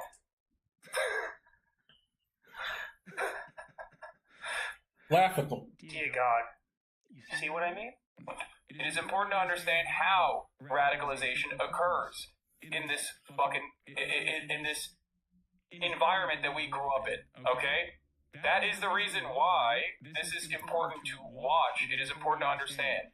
It is important to empathize with people that you are directly at odds with. No, it isn't. Okay? This is stupid. I hate this point. I don't have to sympathize or empathize with the Nazi. This is just like I don't have to empathize or sympathize with a fucking child molester. Okay, no, you don't have to put yourself in their shoes. That's often like a sick sort of practice. We shouldn't do that. We shouldn't have to. All right. You don't put yourself in the shoes or perspective of sick people. I'm sorry. Or people who've been, even if you want to say they've been mentally brainwashed, why do you want to put yourself in the shoes of people who have some, I guess, some mental problem? If that's how we're describing this. No. You don't want to, therefore, yourself exercise your mental impairments in your decisions, or this is dumb. I don't like this type of mental exercise. You don't have to. With people that you are directly at odds with, okay? No. Many of you have gone through a similar journey and have taken bigoted opinions for granted as a direct consequence of your social conditioning, whether it be unconditional support and defense of Israel, or whether it be transphobia, or what. Okay, so this is pure and unadulterated liberal idealism. Let me explain to you why. Yeah. Israelis and Zionist Jews who aren't Israelis support Israel not because they have been misled into having bigoted views in the way that, say, like a working class white person will be misled into supporting Donald Trump. That working class white person is being lied to. They're being told that supporting Donald Trump is better for them when actually supporting Donald Trump is worse for them. They have been fooled into advocating for the interests of those whose interests are actually not aligned with theirs. This is not the case with Israel. Israel is an ethno-state run by Jews for Jews. Jews benefit and profit handsomely from Zionism, from upholding the state of Israel. They get free citizenship, they get to go and live in someone else's house on someone else's land, they get a relatively very high standard of living, and all of this comes at the cost of the Palestinian people. So to frame them as like victims of propaganda who are misled, and to act like we need to specifically understand their lived experience. Not Jews. People who are calling themselves Jews. They'll accept anybody who just looks Jewish, but they're really white and they're from Poland or something. Like, they've gone up to people, like, there's people in New York who will, like, come out of a van and try to, ask if you want to support Israel. Just because you look Jewish, but you're not even Jewish. They'll come to any white person who looks like they could be, perceived as Jewish and ask them to, you want to come to Israel? You want to support us? All right, we'll do stuff for you. It's shit like that. You don't even have to be really Jewish. So that's what's really going on. There's no real sort of blood test going on. As long as you want to profess support for Israel and Judaism, or at least not really do it, but just claim it, then yeah, they'll just go with that. It's like these people aren't real. They're not legitimate. Like Nasser called us out years ago. They're not really Jewish, and they're not from there. Experience or whatever as Jews is completely out of line with the actual reality. They don't need to be propagandized into thinking that this is great for them, because they live it. Israelis and Zionists do not believe in Zionist propaganda because they've been fooled into advocating for something that is ultimately against their interests. It's the complete opposite. They support Zionism because Zionism is good for them. They know it's good for them. It really is good for them. Israel truly is a so-called Jewish democracy in that it is democratic if you're Jewish, in that it represents you and your interests if you're Jewish. Talking about them here as if they're misled to actually advocate for the PDP capitalists when that's simply not the case at all. They aren't being misled. For them, what you perceive as propaganda is entertainment. Like, you need to think about the Jewish lived experience, and you need to think about them growing up with propaganda. You need to empathize with them and sympathize with them, because you were in the same position once. Now, for most of you, that's simply not the case, and this is completely incorrect. But, you need to think about what Jewish people think, because they are special.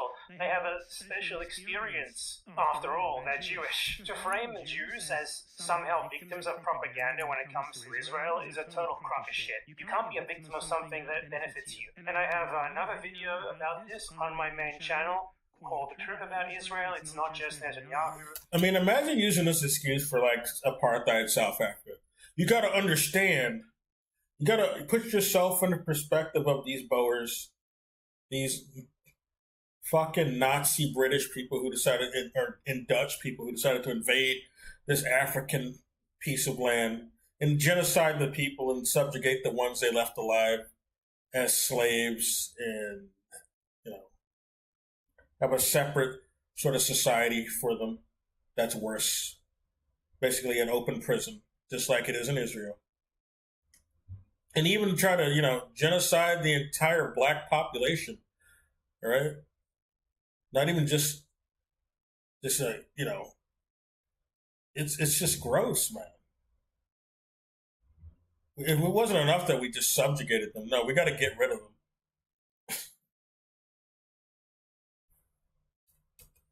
Explaining specifically how Israelis support Israel. It's too black in Africa. We need to get rid of the black people in Africa. Maybe you should.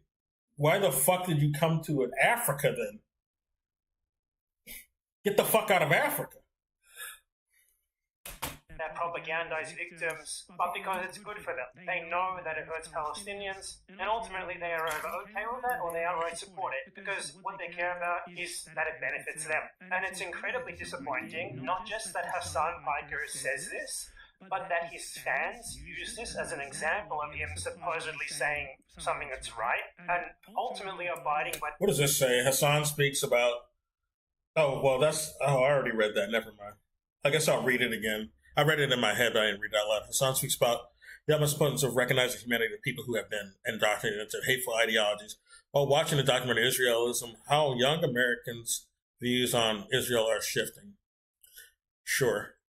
And that's on the H3H3 Productions Reddit.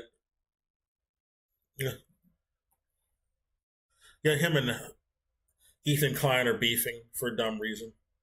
Ethan's an idiot. He's a Zionist, basically. Spoiled little bitch. He's racist against black folks, too. He says he's never had a black friend, and I'm not surprised. Look at that motherfucker. Especially a lot of the racist shit he used to say and still says. He hasn't really stopped saying racist shit. By the Jewish exceptionalist framework of his opponents, and thus helping to uphold liberal Zionism. Because make no mistake, what this documentary that is referring to here, Israelism, is basically about, is hardcore radical Zionists finding out that Israel does bad things in the West Bank and becoming liberal Zionists instead. And it is sadly not at all surprising to me that Hassan uses this as an example of how Zionist Jews are supposedly victims of propaganda. Again, You can't be a victim of something that you want to believe in because deep down you understand that believing in it derives great material benefits for you. Now, for some more context, I directly called out Hassan for this on my YouTube community page, where I said, I will fucking puke if I see Hassan Piker say I invite Israelis onto my broadcasts all the time, or tell us how we need to... Yeah, the capitulation. Like, he has to look like you got to keep, proving himself to literal Nazis. He's got to keep appeasing Nazis. That's what he's doing. That's what these folks, these Zionists, these pro-Israel people are. That's what they're doing. They're doing Nazi shit. No, quit trying to appease people running an ethno-state and genociding a bunch of people. And humanize Israelis who are victims of propaganda themselves again. Jewish exceptionists, liberal Zionists drivel. Validating the idea that we need approval from tokens among the enemy to oppose them just because they're Jewish, and painting Zionists as being misled victims rather than the reality where they're enthusiastically and willingly pursuing their own interests for material gain at the cost of Palestinians. Sickening. And Hassan left a comment responding to this, which I'm not going to beat around the bush, it's word salad. This is the sort of thing that if you had like a mildly pro-Palestinian PR manager, they would tell you to post exactly this. What did he fucking say? I'm going to read it myself. The struggle is multifaceted. Internal pressure plays a role. I will not back away from contextualizing the role militant resistance plays in emancipation. But, okay, here's the limp wrist. Here it is. But I also won't immediately discard those who have disagreements with me on that. What? You mean Nazis? Because that's what they are. These are the people who have disagreements. They're Nazis. Okay. Especially when I have relied on their investigative reporting. Who? Who are these Nazis you relied on for investigative reporting? That makes you look more suspicious. Well, obviously people in the DNC who he does have ties with. And they do support, arming Israel, letting them do more genocide. Didn't do a goddamn thing about the genocide for a year. Then once election time comes around, they say, "Oh, now we can do something about it. If only you vote for this guy." Yeah. Don't blow smoke up my ass, Bernie, for AOC. Okay. I've used Yuval's work at plus 972. Oh, Yuval is the guy he's talking about. Plus 972 in the past. It's important not to take honest reporting in the bodies that Israeli Jewish allies were forced to protect Palestinians for granted. Okay. Yeah, there's so many allies in Israel. So many Palestinian allies in Israel. Totally meaningless word salad. Let me read it. The struggle is multifaceted. Yeah, it's just a lot of qualifier words. Word salad. Meaningless word salad. Let me read it. The struggle is multifaceted. Internal pressure plays a role. I will not back away from contextualizing the role militant resistance plays in emancipation, but I also won't merely discard those who have agreements with me on that, especially when I have relied on their investigative reporting. I've used Yuval's work at 972 magazine in the past. It's important not to take honest reporting and the bodies that Israeli Jewish allies put forth to protect Palestinians for granted, even if we have disagreements. Okay, first things first. What bodies are Israeli Jewish allies putting forward to protect Palestinians? Yeah. There's like two of them. And not a lot. Sadly, not a lot.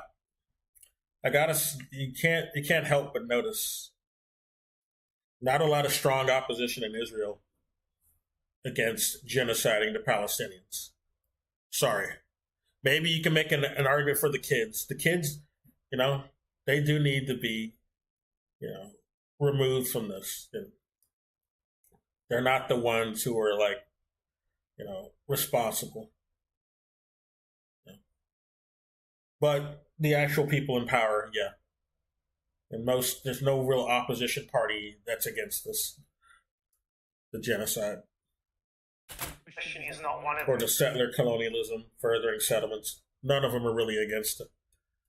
To be clear, we'll get to that in a minute. You've used Yuval's work at 972 in the past, so let me bring you up to speed with some context. 972 magazine is an overtly liberal Zionist newspaper in Israel, which got famous by saying things that Palestinians were saying like a year later. I've cited it myself as well in the past, but I've also cited the fucking New York Times. I've cited the Washington Post. Citing something does not mean that you need to, like, praise the person who is writing it. Exactly. I don't depend on the New York Times for info or reporting, because I've already pointed out exactly what they pointed out like 2 years earlier.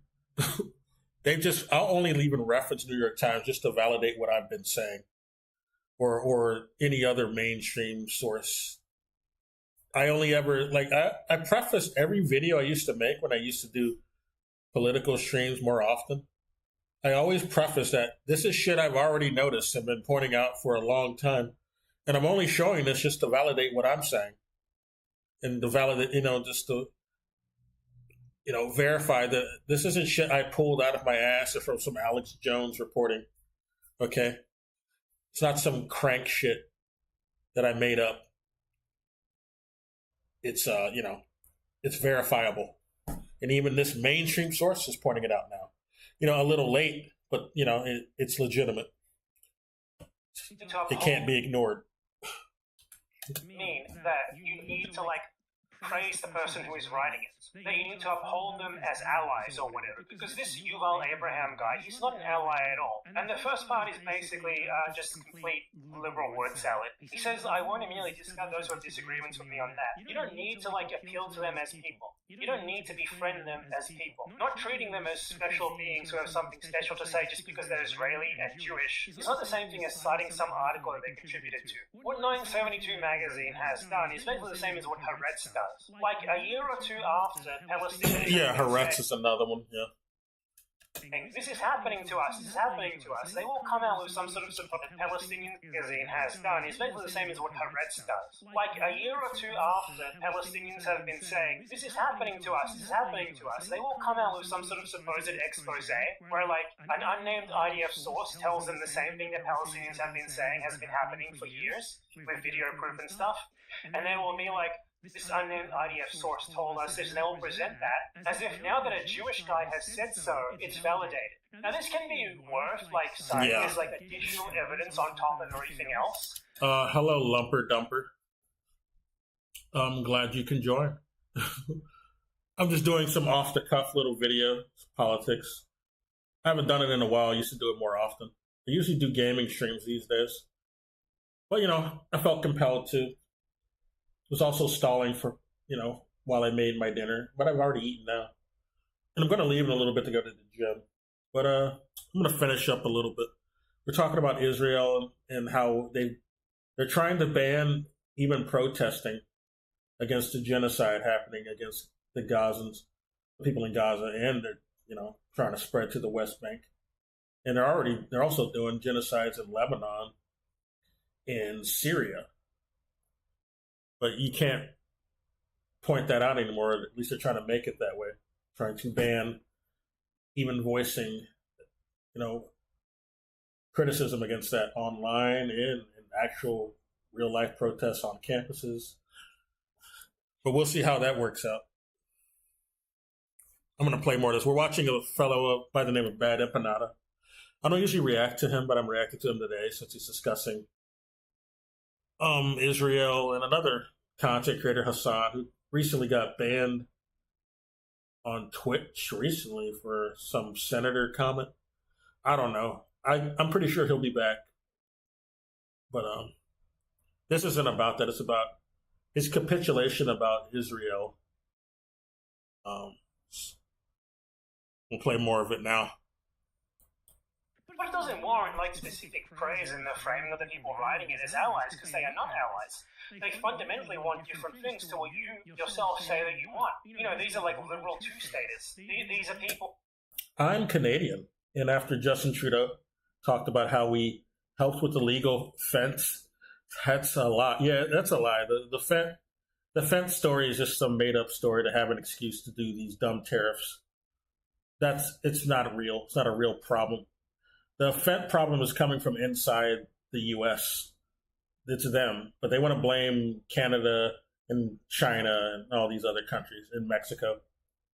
It's coming from the U.S. The U.S. is the main supplier of fent. And I'm pretty sure a lot of the opium that they're complaining about that fent is made from is coming from, former occupied crops that we were, guarding in Afghanistan when we were still occupying Afghanistan. They brought them over here. That's what happened. Talked about illegal fent. That's a lie because I've seen multiple gang groups in Canada smuggle illegal fent this day since I live in Ontario. Yeah, I'm pretty sure they are, but it's coming from the U.S. they're smuggling fent from the U.S. It's not coming from Canada. Oh, yeah, I guess that's what you're trying to say. Yeah, granted, it's lowered, but not by much. Yeah. Or say Netanyahu's going too far in Gaza. It's just used as an excuse to do these tariffs. That's all. In the Jewish exceptionalism video that we went over a second ago, or the West Bank settlements. Thank God I don't live in Mexico. Yeah. I mean, I guess. I'm near Mexico myself. I'm going to go vacation there pretty soon. I got really annoyed and sad a few days ago because I went to a hockey game with a friend and they played the American and Canadian anthem together. Okay. Because we had American players on our team. Yeah, there's a lot of recruiting on both ends.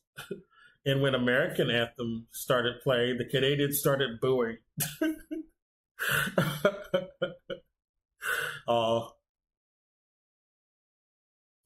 Well, I guess that's free speech for you. Zionists. And what?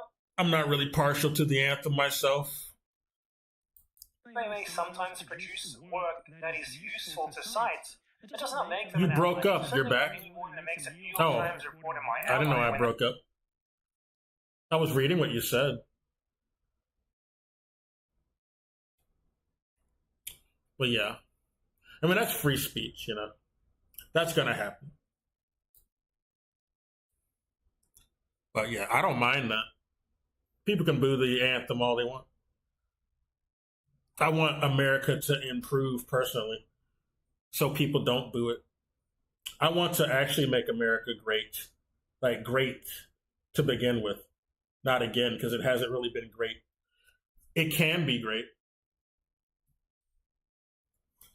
They begrudgingly report that, say, the USA interfered in Venezuela or something. So the context on this Yuval Abraham thing is that Yuval Abraham is this Israeli liberal Zionist filmmaker. Well, calling him a filmmaker is very generous. The only reason that he can be called a filmmaker is because he's leached on Palestinians, and that is a fact. And Hassan Piker, when he interviewed the creators of No Other Land, he made a point to specifically point out how awesome and valuable Yuval Abraham is specifically for being an Israeli. And of course, this Hassan Piker cult subreddit made sure to specifically point that out in response to Ethan Klein's idiocy saying, but Hassan Piker didn't even acknowledge the contribution of the Israeli to this.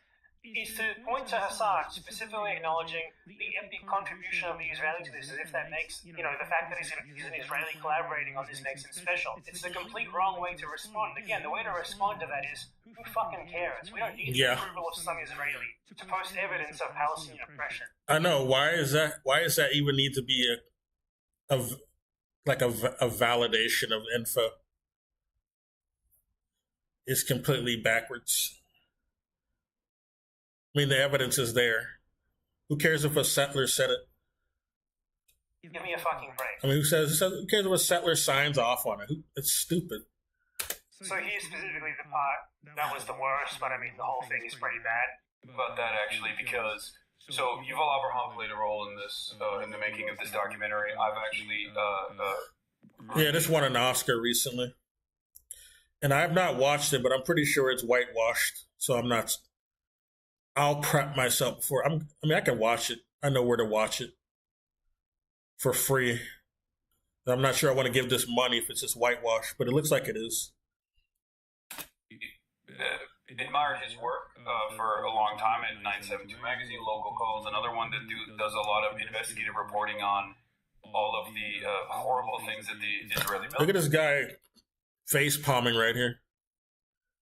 He looks like he's very uncomfortable.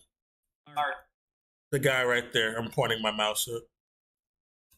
His work for a long time at 972 Magazine, Local Calls, another one that does a lot of investigative reporting on all of the horrible things that the Israeli He's like face palming at that claim.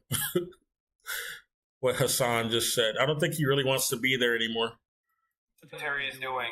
So, singling out like the contribution of this sort of Israeli guy who is only here, because without an Israeli, a token Israeli there, a lot of people would not feel comfortable even acknowledging the existence of a movie like this. That's the entire reason he's here. That's what his role is. There's like this ridiculous question that Hassan posed in this interview as well, for example, where he makes sure to point out the importance of the Israeli allies, as if they need to be singled out for specific praise just because they are Israelis, like the two of them who exist, like that makes them special and worthy of this sort of specific praise, as if for one, they are at all indicative of Israelis in general, they are not, and for two, as if they're even worth mentioning when there are millions of Palestinians doing way more than they are. So why even bring them up, aside from Jewish exceptionalism, aside from like this sort of weaselly little attempt to frame Israelis as potential allies and lead people away from the real way to fight the problem here, which is, sadly, as much as it might pain you to admit, fighting against the Israelis, not appealing to them as potential allies, not reasoned argument to bring them to our side. If you don't think it's how you fight Nazis, then that's not how you fight Zionists. I'm sorry. It's the same thing.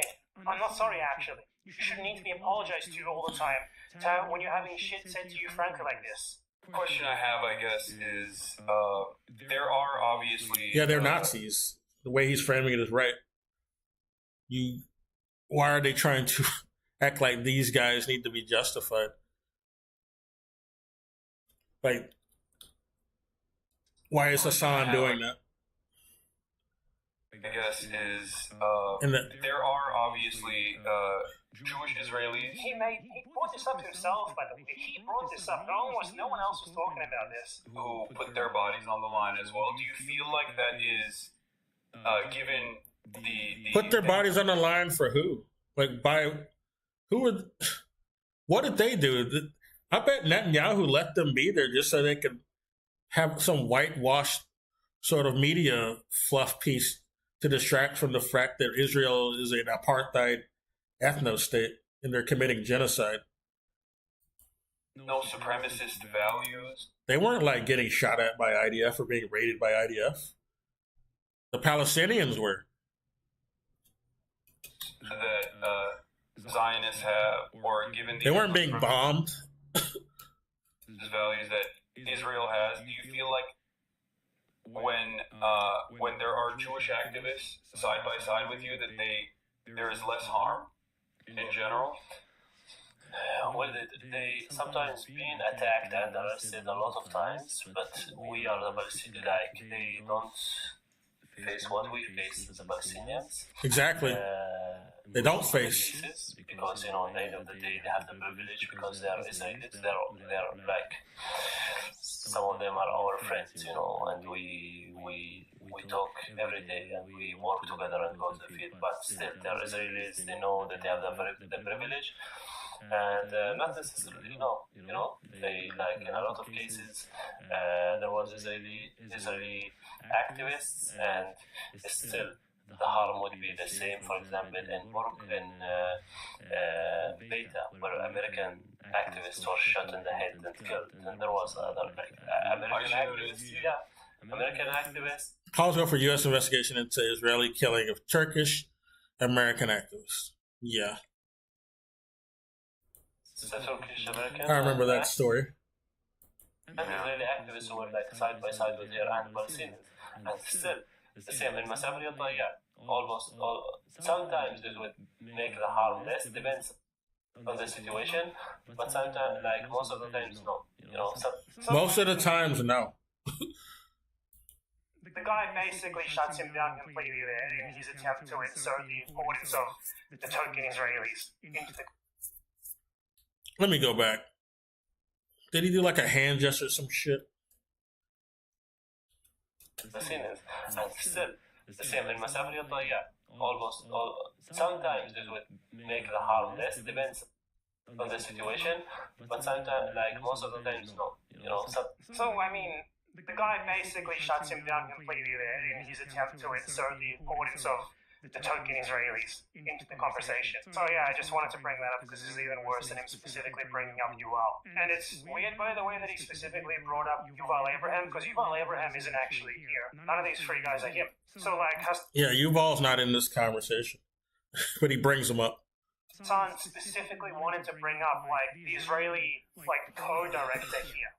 It's just weird, right? Weird, wild. And I think this part specifically also sort of illustrates a wider point that I'm making here, in that these guys clearly do not want this token Israeli Yuval Abraham.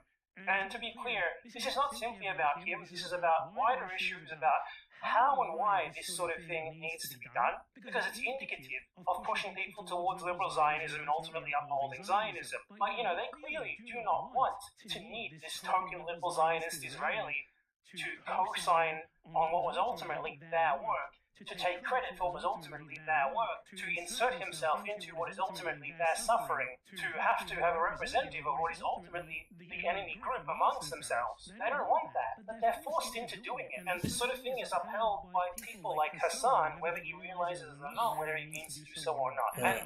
I don't think Yuval even wanted to be near these Palestinians. He probably thinks they're subhuman and stink. That's probably why he's not there.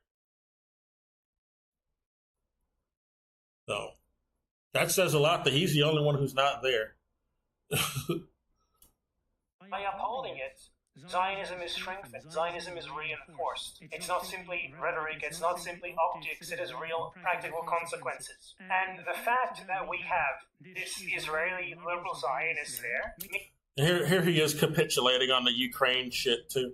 He sold out. He recognized that, the U.S. was behind the whole Ukraine war at the beginning of the war.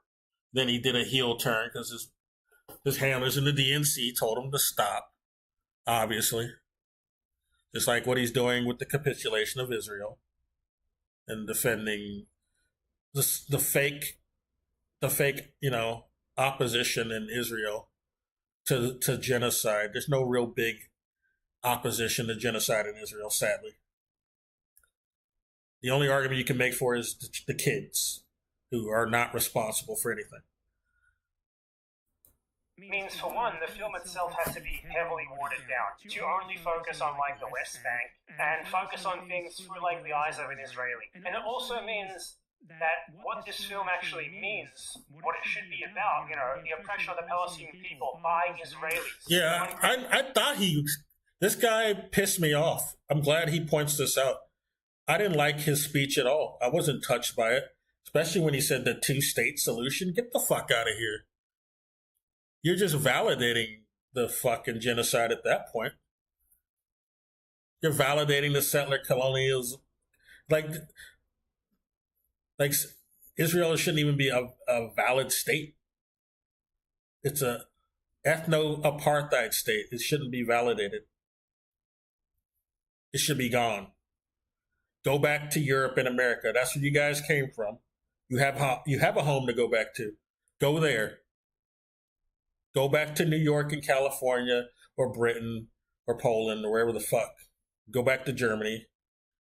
Go back to France. Go back. You're not from there. You're a white supremacist. Get the fuck out.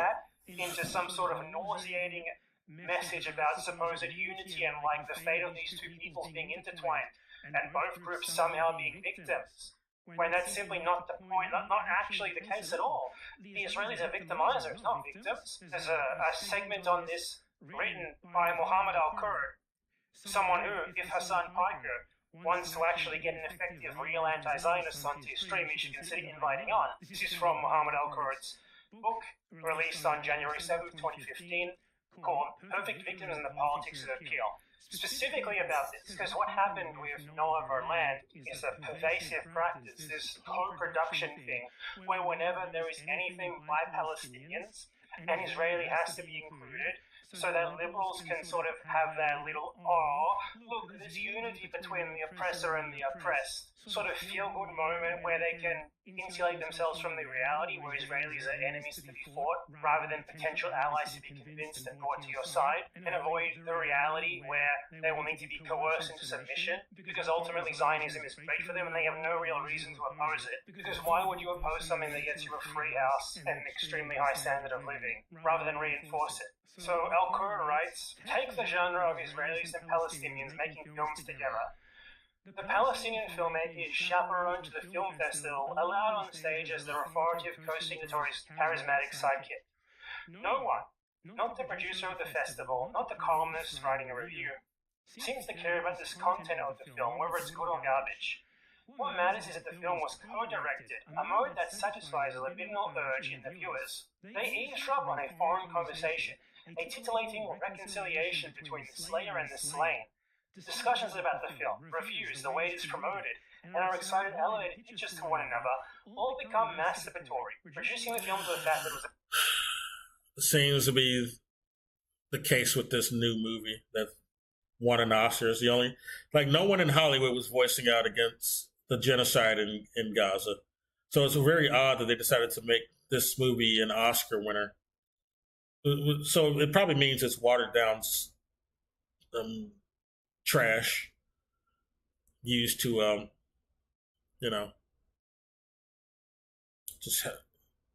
it's just not really gonna do anything. It's not gonna move the needle on the Palestine situation. It's not gonna make people have a real understanding of it. Just gets people off the backs of Hollywood, who has been very silent on the issue. It's a collaboration between the Israeli and a Palestinian, fulfilling the viewer's fantasy of a happy ending to an otherwise miserable. We turn it into a fetish. This has been done. And they've been supporting. They haven't even been silent. They've been like openly supporting Israel for the longest time. It's gross. To an otherwise miserable. We turn it into a fetish. This has been done so many times before that it could be accurately predicted before it even happened in this book. And because of this nauseating practice, this film that should not have been about Israelis at all or include an Israeli at all, includes one and allows him to steal the show, to get on stage. Well, he has the longest part of the speech, and he's the finisher of the entire, award speech. It's kind of, I don't know, it didn't look right to me. It made me more suspicious of this movie. Like, it probably doesn't have the message I think it does, or thought it did. And spout nauseating, disgusting liberal Zionist bullshit. So we get a Palestinian who speaks frankly and succinctly, and then his Israeli co-director gets to speak for even longer, spouting liberal Zionist rubbish. Listen. Wait a minute. Liberal Zionist rubbish. Israeli co-director gets to speak for even longer, spouting... Yeah, he spoke for even longer. I noticed that too. Yeah. So I'm glad he pointed it out. Liberal Zionist rubbish. Listen.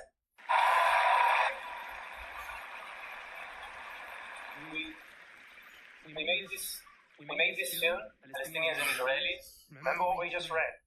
Palestinians and Israelis. It's all about us supposedly being united in the struggle. We're the same. We're in this together. When they're not. The fact that the victim is collaborating with the victimizer is... Palestinians and a Israeli, and who knows how much that Israeli really did. He probably edited a lot out of the video. That's probably what his work was in the movie. Edited a lot of shit out that was too damning. But you can't really say the Israelis, because it's not really like some split in Israelis who just really support the Palestinians. Like I said, there's no opposition. There's no opposition party to this at all, or representative opposition in any way in Israel that's like in support of Palestinians or in support of not doing genocide. So you can only say an anecdote Israeli. This movie was made by Palestinians and an anecdote Israeli, not Israelis, as if like a big portion of Israelis made this fucking film. As if there's like some large Israeli sentiment that went behind this film. Specifically, Like in support of any Palestinian. the fact that the victim is collaborating with the victimizer is specifically upheld and put above everything else, and it's fucking disgusting. It all becomes that. It all becomes about that rather than the actual content of the film. Because together, our voices are stronger. Fuck off! We Together, us, us colonized and genocided natives and indigenous, are together our voices are stronger with our colonizers and our Nazis who are genociding us. Like, what the fuck? It might as well be what you said. He's told to say this, though. each other. The atrocious destruction of Gaza and its people, which must end. The Israeli hostages. See what he prefaces? We see each other. The atrocious destruction of Gaza and its people. Okay, that's correct. Yes. Tell your government to stop doing that. Which must And end. your military, which must end. The Israeli hostages. Brutally taken in the crime. See how he like completely equivocates these things. How are killing innocent civilians this even on level with this? There's been thousands of slaughtered civilians that had nothing to do with the kidnapping of any hostages, that they're killed anyway. And we already know Hamas is funded by Israel. Let's quit the bullshit. They've been backed by Israel since inception. Fucking Netanyahu helped them take out the opposition parties, the secular opposition parties. They exist to create a bullshit argument for Israeli to be like adversarial to Palestinians. That's it. That's why Hamas is still around, and all those opposition parties that were secularists disappeared or got assimilated back into Israeli intelligence. Brutally taken. So because of this fucking ridiculous co-collaboration thing, where Palestinians need to stamp of approval of a token Israeli to even be able to get any attention on their oppression, we get this liberal Zionist fuckhead talking about the hostages, the settler colonists on the Gaza border, and how they are poor little victims, and drawing equivalences between this and the genocide of Gaza. In the crime of October 7th, which must be The free. crime of October 7th. Half of a speech or a film about the Israeli genocide of Palestinians is about how Israelis are victims too. Because this motherfucker is... It's really gross, dude. Like, civilians who had nothing to do with any of this to begin with, or who are being genocided. There's more people who've been killed since January 6th, October 7th. That they're not even in Hamas, much less had anything to do with this hostage situation they keep bringing up. And how many hostages were there? Proportionate to the amount of people been killed, not even close. Not even close to the amount of people who got killed in Palestine or in Gaza. He's here on the stage. This motherfucker who signed... What did a baby have to do with hostages? Why did Palestinian babies have to die? In fact, he praised him and talked about how important it is to have him there. When I look at Faisal, I see my brother, but we are unequal. We live in a regime where I am free under civilian law. It's almost like he's bragging. We are not equal, and I am free. All right, he's not like he's decreeing this. It's like he's happy about it. He's almost like he's bragging right in his face. Faisal is under military laws. This is specifically just an announcement of the West Bank. What he's talking about there is the system, the legal system in the West Bank. As I said, liberal Zionism fools you with shit like this. Destroy his life and he cannot control. There is a different path. A political solution without ethnic supremacy, with national rights for both of our people. Without ethnic supremacy, with national rights for both of our people. Without ethnic supremacy, but with national rights? What does that mean? Obviously, it's a two-state solution where a division on ethnic Yeah. lines is what he's advocating. Yeah, fuck the two-state solution. Stop validating Nazis as if they're legitimate. They shouldn't be legitimate. Get them the fuck out of there. They're not native to that place. There's not even been a bunch of they can't even claim to be like generations of like a lot of the people who settled over in Israel. Like a lot of them are first generation motherfuckers. Only a few of them are like third generation. They don't have deep roots there. Obviously, it's a two-state solution where a division on ethnic lines is what he's advocating for there. Israelis don't deserve any national rights. Give me a fucking break. National rights for Israelis? And I have to say, as I'm here, the foreign policy is... He means white nationalist rights. That's what he means. White nationalist rights. Any national rights? Give me a fucking break. National rights for Israelis? And I have to say, as I'm here, the foreign policy in this country is helping to block this path. What was done here is like a supposed white ally getting up on stage and like in the same breath as announcing like lynchings of black Americans, bringing up like black attacks on white people and like the problem of anti-white racism or something. Yeah. As if they're even equivalent. No. No, we're not gonna try to legitimize or try to do a false equivalency between Nazi lynchings and burnings and genocides and Holocaust with people who are doing self-defense. Sorry. It really is that bad. If you don't perceive it as such, that's the whole problem. That's Jewish exceptionalism. And, you know, I see all this liberal Zionist fucking dribble, and it's I wouldn't say it's disappointing because I wouldn't have expected it from Hassan, but it's sad that he did not call this out when he had the chance to. What he should have said is, why are you here? Why do you need to be here? Yeah. We should aim for a future where you don't need to be here. Where Palestinians do not need the stamp of approval of Agreed. a townless token Israeli to get what is happening to them out of the world. Hassan should be advocating against that. Hassan should be fighting back and pushing back against it. If he really was like... No, he won't, because he's a pussy. He's supposed to be like some fucking... I think he talks about it. I don't know. He's brought it up before. I'll let him finish. He brought it up in other videos, so if he brings it up here, I'll just let him say it before I say it.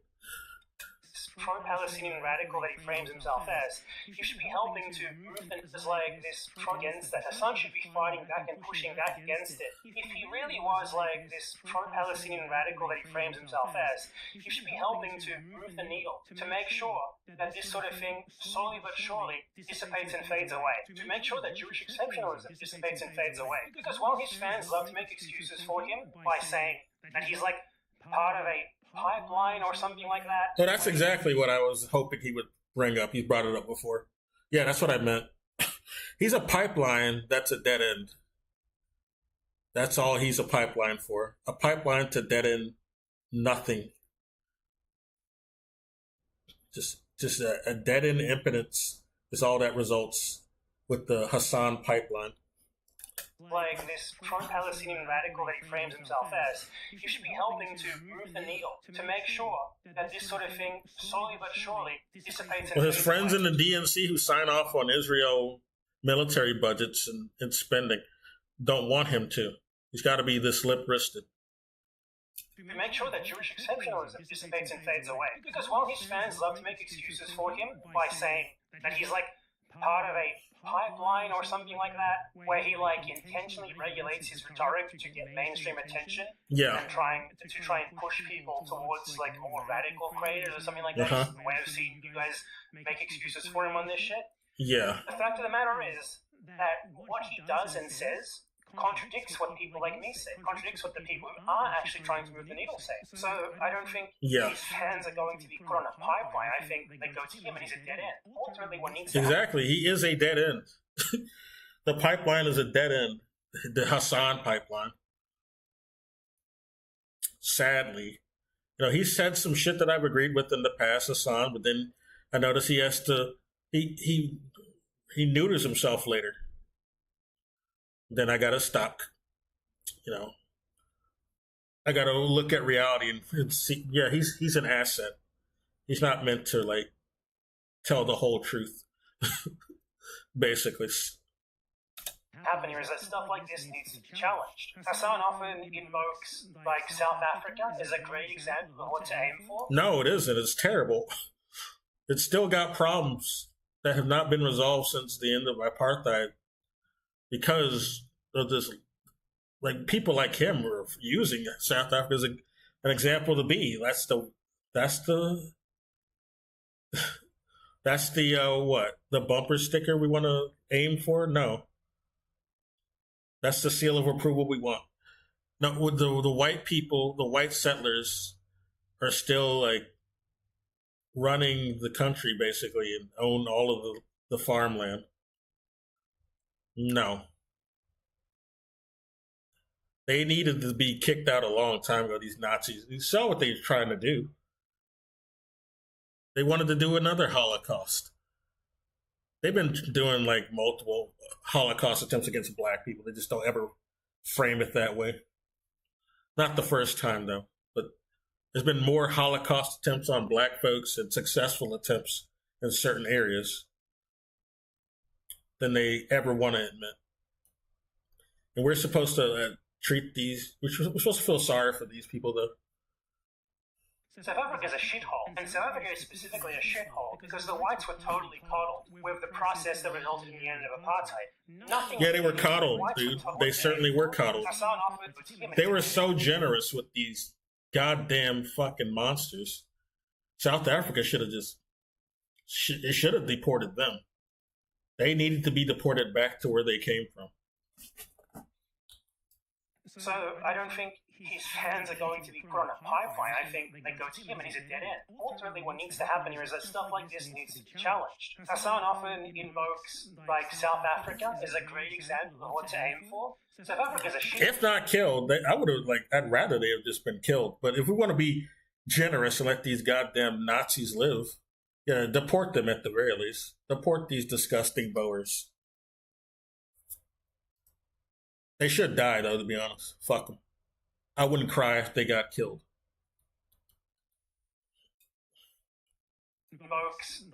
But I'm thinking of like the children. Like it's not the children. The children aren't responsible. So yeah, at best, give them some tickets back to their homeland. You know. Is a great example of what to aim for. South Africa is a shithole, and South Africa is specifically a shithole because the whites were totally coddled with the process that resulted in the end of apartheid.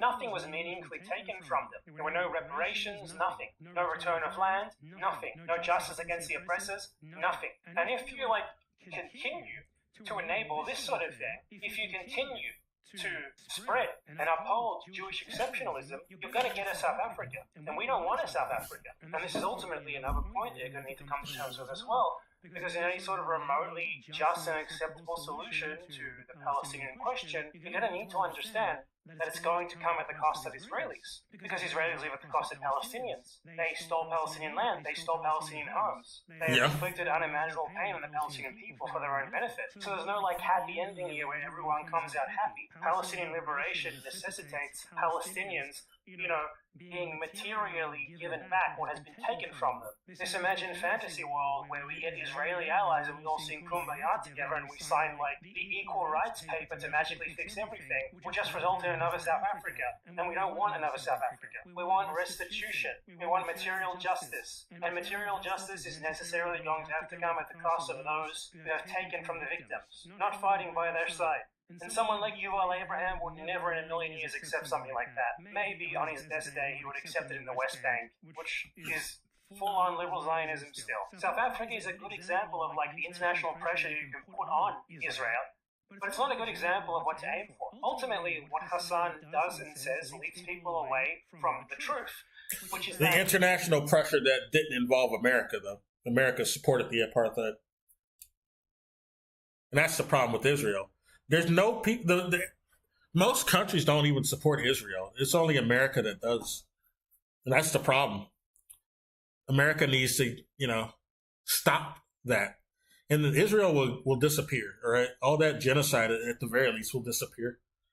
because the U.S. isn't giving them more money and weapons.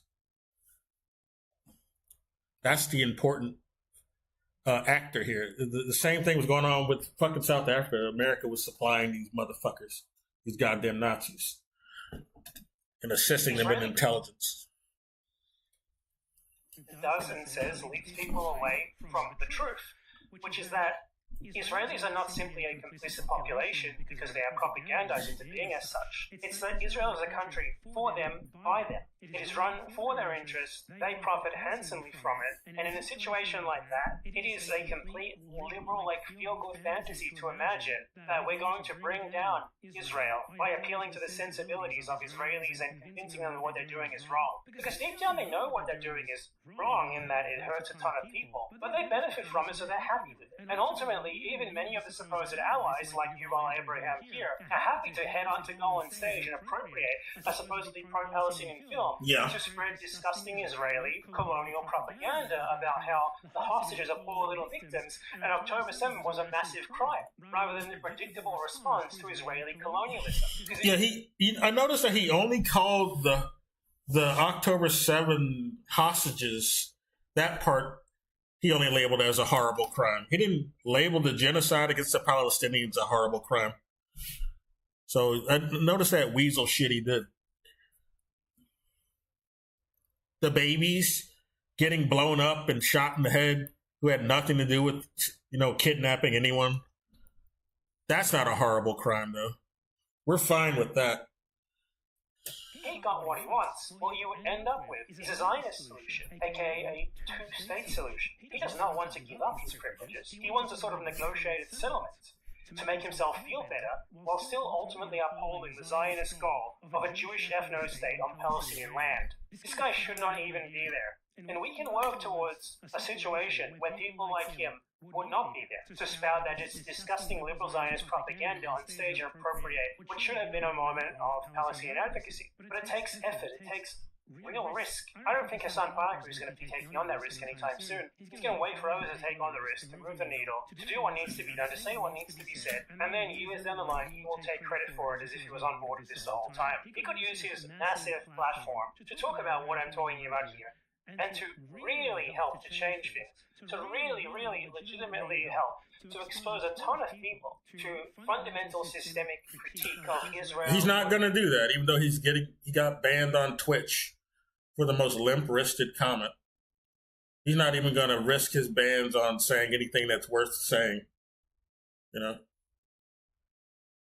He gets banned for the most weakest shit. He doesn't even exploit or even, take advantage of even getting banned by saying anything that's profound at all or harsh at all. If you already know you're gonna get banned. How many times have you been banned for this dumb shit? At least say something worth getting banned over. God damn. He's so stupid. Or he's just complicit. He's an asset. Is and why Israelis are so supportive of. But rather than that, he spreads. It's always this limp-wristed shit. Oh, he wasn't nice about what he said about some senator. Or he said cracker. Ooh. Say something that really matters if you're going to get banned. If you're afraid to say something just because you know you'll get banned for it, then say it. Say something that's real. You're getting banned for dumb shit like that. At least make it worth getting banned over. Make something you say worth getting banned over. You're just going to get let back on anyway. Of Israelis as victims themselves of propaganda and helps to reinforce Jewish exceptionalism, which is ultimately the framework that results in the Western support of Israel that Hassan pertains to be against. Words are meaningless, practice is what matters, and Hassan can say that he's for a one-state solution as much as he wants, he can critique liberal Zionism as much as he wants, but ultimately, The way that he pushes people towards thinking are counterproductive to achieving a one-state solution and counterproductive to fighting liberal Zionism. Look, ultimately, this isn't about Hassan Piker. This is way bigger than him. Because there is a reason why you'll never see him not regulate his rhetoric like this, and it's a fear of Jewish exceptionalism. You know, there's a reason why when some Zionist idiot says to him, "Oh, but you don't care about the hostages," he's like, "Oh, I have talked about the hostages. These are all the times I've talked about the hostages." Rather than the proper response to that, which would be, why the fuck are those people living in settlements surrounding Gaza anyway? Ever thought about that? Yeah. What about the people being blown up? You don't care about them. Get the fuck out of my face with your fake outrage. That's what I'd say. Brave in discussing, you have to be to do that. And even aside from like the moralistic, Don't care about none of them kids in Gaza getting blown up. Shut the fuck up. of it, they clearly The hostages are at least alive. Or else they wouldn't be fucking hostages. And tell Netanyahu to stop working with Hamas. If you guys don't like Hamas so much. But you do. You use them as a fucking excuse to do bullshit in Gaza, in the West Bank. Zionism must have known what they were getting into by living there. He won't say anything like that. He will just defend himself on the terms of the Zionists. Same thing with, say, October 7th rape allegations. Rather than saying there's no evidence whatsoever beyond just Israeli Zionists saying so, that there were any rapes on October 7th, he will say, well, you know, maybe there were rapes on October 7th, but that doesn't change the dynamic for me. He will not properly explain the context of these bullshit allegations and their wider history in justifying colonial genocides of the past. He will rather, again, respond in the terms of the Zionists and take the supposed rapes as like a possibility, if not a fact. When he's criticized on the ridiculous notion that he doesn't platform Israeli voices and he doesn't allow Israelis to be heard, like the poor marginalized Israelis, his response is not to correctly surmise that, you know, it's ridiculous to expect us to platform people from the oppressor group as if what they say regarding their victims is at all anything that we should listen to or care about. Like, obviously they're way more likely to support that. Duh, they benefit from it. His response is rather to be like, I've spoken to many Israelis who criticize Israel. I've spoken to many Jews who criticize Israel. Ultimately, he doesn't contest the terms of Jewish exceptionalism. I'm pretty sure he's talked to some Jews who criticize Israel. None of them are in Israel, though. Or very few of them are. We've all met some Jewish people over here who will say, yeah, I don't really co-sign Israel. There's protests that happen in New York, all over New York. You see Hasidic Jews protesting Israel. It's pointing out that it's basically a Nazi state. But it's not going on in Israel. I don't know why he's trying to say we need to think of the poor Israeli settlers. Doesn't make sense. He accepts them and he perpetuates them. And you should think about why that is. There's Jewish students getting arrested on campuses for protesting Israel. That happens here. That's not happening in campuses in Israel. Not really. Not many, if any.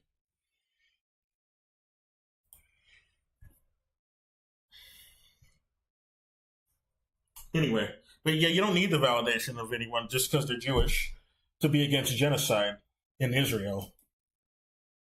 It presents the false notion that everyone who's Jewish supports Israel or has to support Israel. It's gross. And you don't need their validation anyway. You should be against genocide regardless of who co-signs it or not. Anyway, I'm going to get out of here.